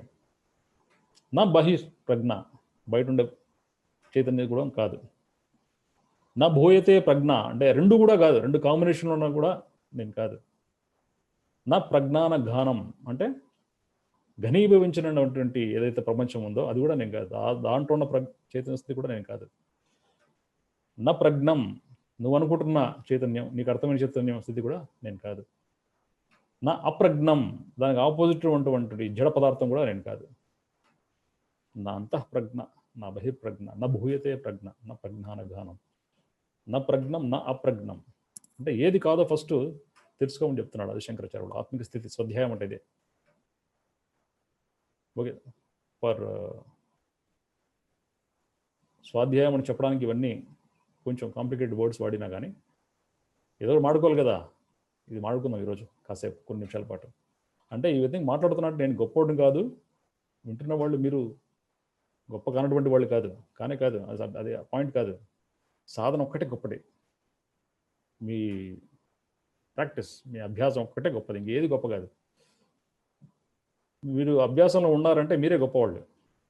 అసలు గొప్పది గొప్ప కానిది ఈ డెఫినేషన్స్ ఈ కోవకులో మనం ఉండకూడదు. ఈ అసెస్మెంట్స్, ఈ అనాలిసిస్, ఈ డెఫినేషన్స్ అండ్ డిస్క్రిప్షన్స్లో ఈ కంపారిజన్ కాంపిటీషన్ ఈ మోడ్లో ఉండకూడదు. ఇదంతా నాన్ సెన్స్ అంతా. స్పిరిచువల్ వరల్డ్లో ఈ లీనియర్ వరల్డ్కి సంబంధించిన, ఈ సోషల్ రియాలిటీకి సంబంధించిన ఇవన్నీ కూడా పనికిరావు. But for understanding, for attempt to understand few things, we're trying to explore all these things. నా అంతఃప్రజ్ఞం నా బహిర్ప్రజ్ఞం నా భూయతే ప్రజ్ఞం నా ప్రజ్ఞానగానం నా ప్రజ్ఞం నా అప్రజ్ఞం. అదృష్టం, అదృష్టం అంటే కంటి కనపడదు. ఈ ఆత్మీయ స్థితి అనేది కంటి కనపడదు. అవ్యవహారం, అగ్రాహ్యం,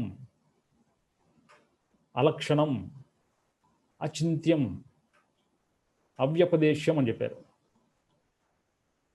అంటే అదృష్టం అంటే కంటికి కనపడదు. అవ్యవహారం అంటే మన కర్మేంద్రియాల ద్వారా కూడా మనం గ్రహించలేము. అగ్రాహ్యం, అగ్రాహ్యం అంటే కర్మేంద్రియాల ద్వారా వచ్చే ఇన్ఫర్మేషన్ వల్ల కూడా మనకు రాదు. కర్మేంద్రియాల వల్ల రాదు, కర్మేంద్రియాల వల్ల వచ్చే ఇన్ఫర్మేషన్ వల్ల కూడా రాదు. అదృష్టం, అవ్యవహారం, అగ్రాహ్యం, అలక్షణం. అలక్షణం అంటే దీని ప్రాపర్టీస్, దీని లక్షణాలు కూడా మనం చెప్పడానికి లేదు. అచింత్యం, మైండ్తో ఆలోచించి అర్థం వేసుకోవడానికి కూడా ఛాన్స్ లేదు. అవ్యపదేశ్యం, దీనికి నామము రూపం లాంటివి కూడా లేవు, డిస్క్రిప్షన్ ఇవ్వడానికి లేదు, పేరు పెట్టడానికి లేదు. చూడండి ఎంత బాగా చెప్పాడు ఆయన. ఆత్మిక స్థితి యొక్క వర్ణన అదృష్టం, అవ్యవహారం, అగ్రాహ్యం, అలక్షణం, అచింత్యం, అవ్యపదేశం. అంటే పైన చెప్పిన 6 ఏవైతే ఉన్నాయో, నా అంతఃప్రజ్ఞ నా బహిర్ప్రజ్ఞ నా భూయతే ప్రజ్ఞ నా ప్రజ్ఞానగానం నా ప్రజ్ఞం నా అప్రజ్ఞం ఏవైతే ఉన్నాయో, ఇలాగే అదృష్టం, అవ్యవహారం, అగ్రాహ్యం, అలక్షణం, అచింత్యం, అవ్యపదేశం అని చెప్పి వర్ణించాడు. మళ్ళీ ఇవన్నీ కానప్పుడు ఇంకేంటి అన్న ప్రశ్న వేసుకుంటే అప్పుడు కొన్ని కొత్త విషయాలని చెప్పాడు. ఏం చెప్పాడంటే, ఈ ఆత్మిక స్థితి అన్నది అనుభవం ప్రకారంగా రావాలి. అనుభవ ప్రకారంగా వచ్చే అవకాశం లేదు మనకి. Just second please.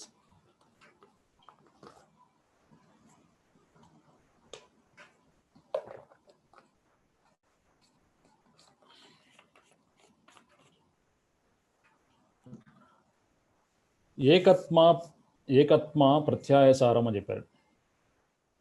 ఏది కాదో తెలుసుకుందాము. ఏది తెలుసుకోవాలంటే ఏకత్మ ప్రత్యాయసారం. ప్రత్యయసారం, ఏకత్మ ప్రత్యయసారం అంటే అనుభవం, మీనింగ్, ఎసెన్స్. ఇది ఏకస్థితి అంటే మన లోపల మైండ్లో ఉన్న రకరకాల ముక్కలుగా కాపాడినటువంటి చైతన్య స్థితిని ఏకీకృతం చేసిన తర్వాత ఏర్పడే గొప్ప స్థితి అది. Got it.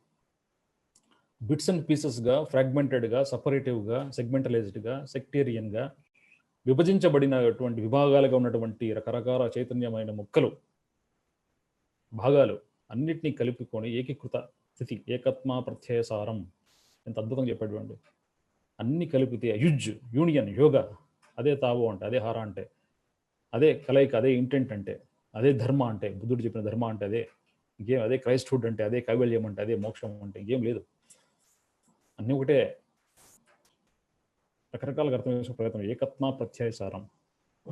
ప్రపంచోషమం, శాంతం, శివం, అద్వైతం, చతుర్థం మన్యంతే స ఆత్మ స విజ్ఞేయ అని చెప్పారు. ఏకత్మసారం అంటే bits and pieces of consciousness అంతా కూడా ఏకీకృతం చేసిన తర్వాత ప్రపంచ శమం, ప్రపంచం అన్ని వైపులా ఉన్నటువంటి అందరిలో అన్నిట్లో ఉన్నటువంటిది శాంతం, శాంతంగా ఉండదు. శివం మంగళకరమైనది, కళ్యాణకరంగా ఉండదు. అద్వైతం ఇంకో రెండోది లేదు, ఇదొకటే ఉండేది. రెండుగా లేనటువంటి స్థితి, రెండో అనే పదమే లేదు, ఒకటే అద్వైతం. చతుర్థం అన్యంతే, చతుర్థం అంటే ఏంటి? ఇందాక మనము జాగరూక స్థితి, స్వప్నిక స్థితి, స్వప్న స్థితి, సుషుప్త స్థితి 3 అనుకున్నాం. 4వది ఒకటి తురియ స్థితి అని చెప్పేసి. దీంట్లో ఉన్న ప్రతి ఒక్క చైతన్యానికి ఒక పేరు పెట్టారు ఉపనిషత్తుల్లో.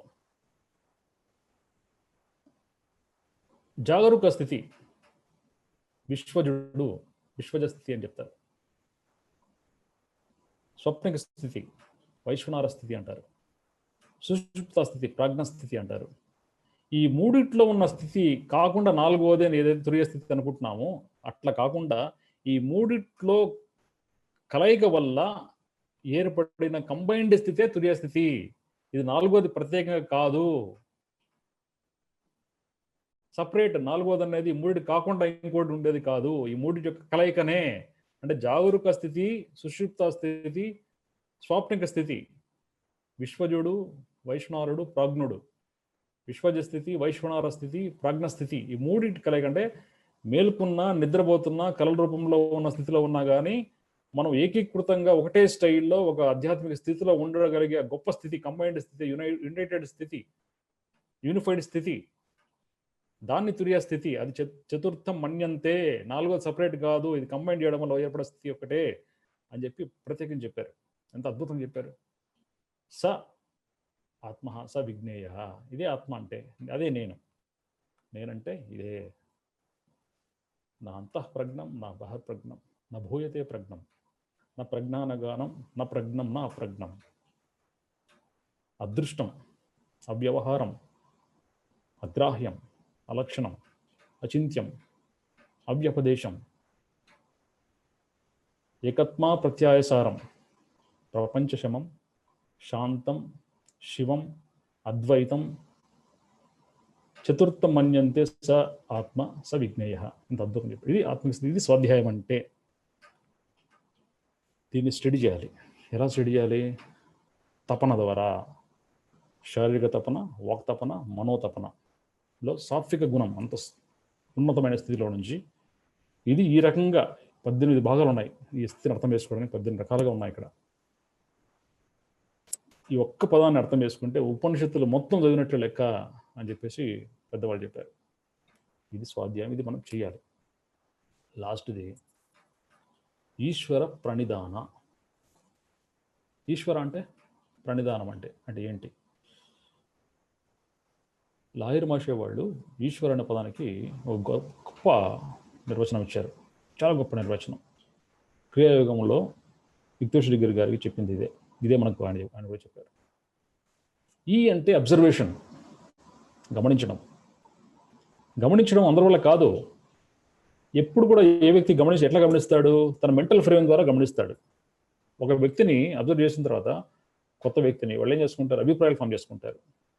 వెంటనే కాకపోతే నెక్స్ట్ డే వాడు చెడ్డగా మాట్లాడి చెడ్డవాడు, వాడు మంచిగా మాట్లాడి చాలా మంచివాడు, వాడు ఏం మాట్లాడకుండా వీడు ఏం మాట్లాడు, వెంటనే అభిప్రాయాలు.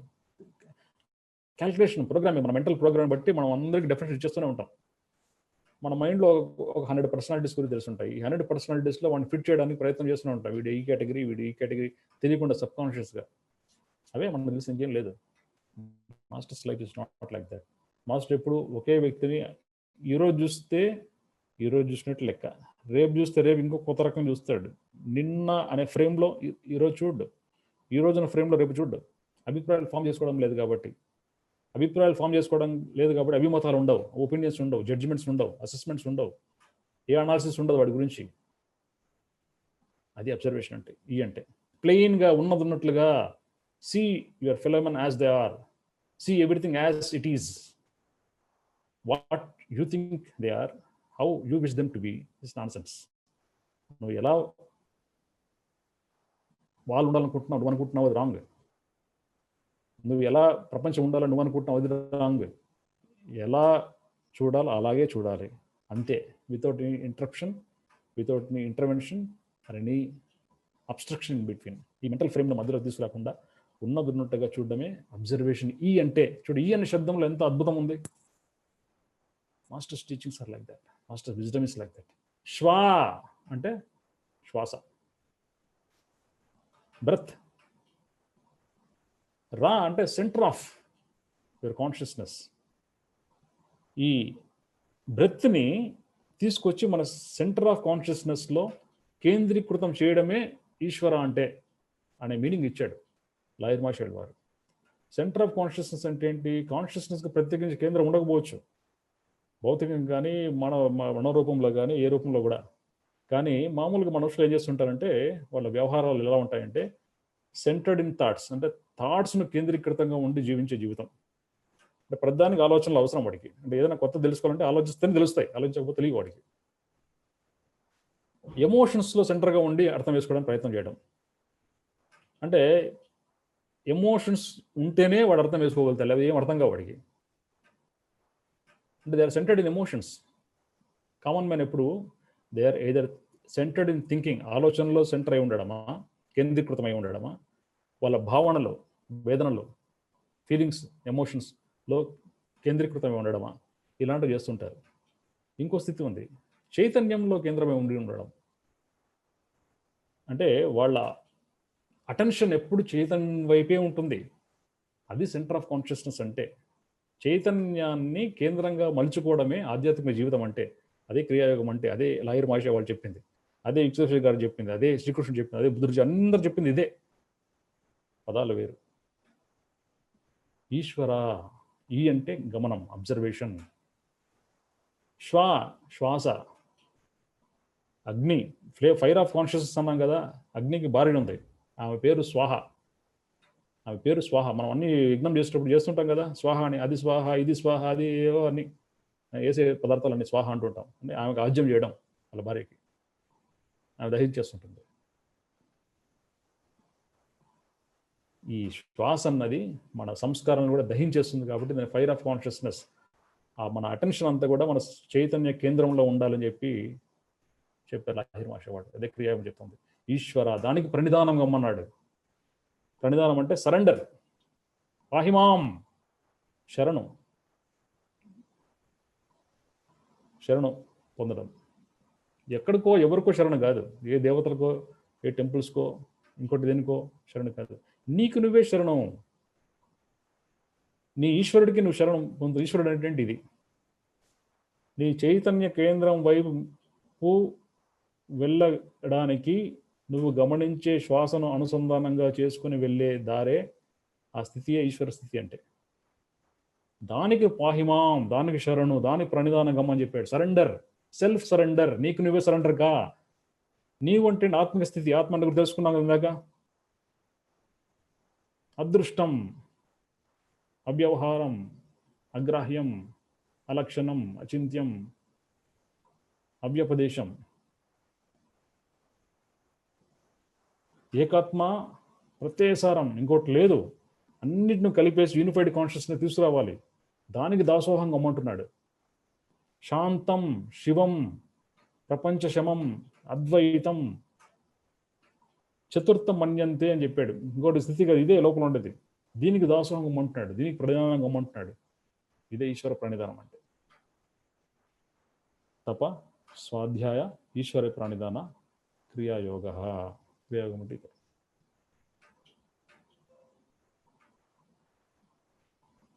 సో ఈరోజు మనం ఈ క్లాస్ కంప్లీట్ చేద్దాము. ఇవాళ సాయంకాలం 6:30కి బీ గ్రౌండెడ్ అనే యూకే బేస్డ్, యూఎస్ఏ బేస్డ్ వాళ్ళు టాక్ ఇనిషియేట్ చేశారు. దాంట్లో కలుద్దాం. Thank you very much.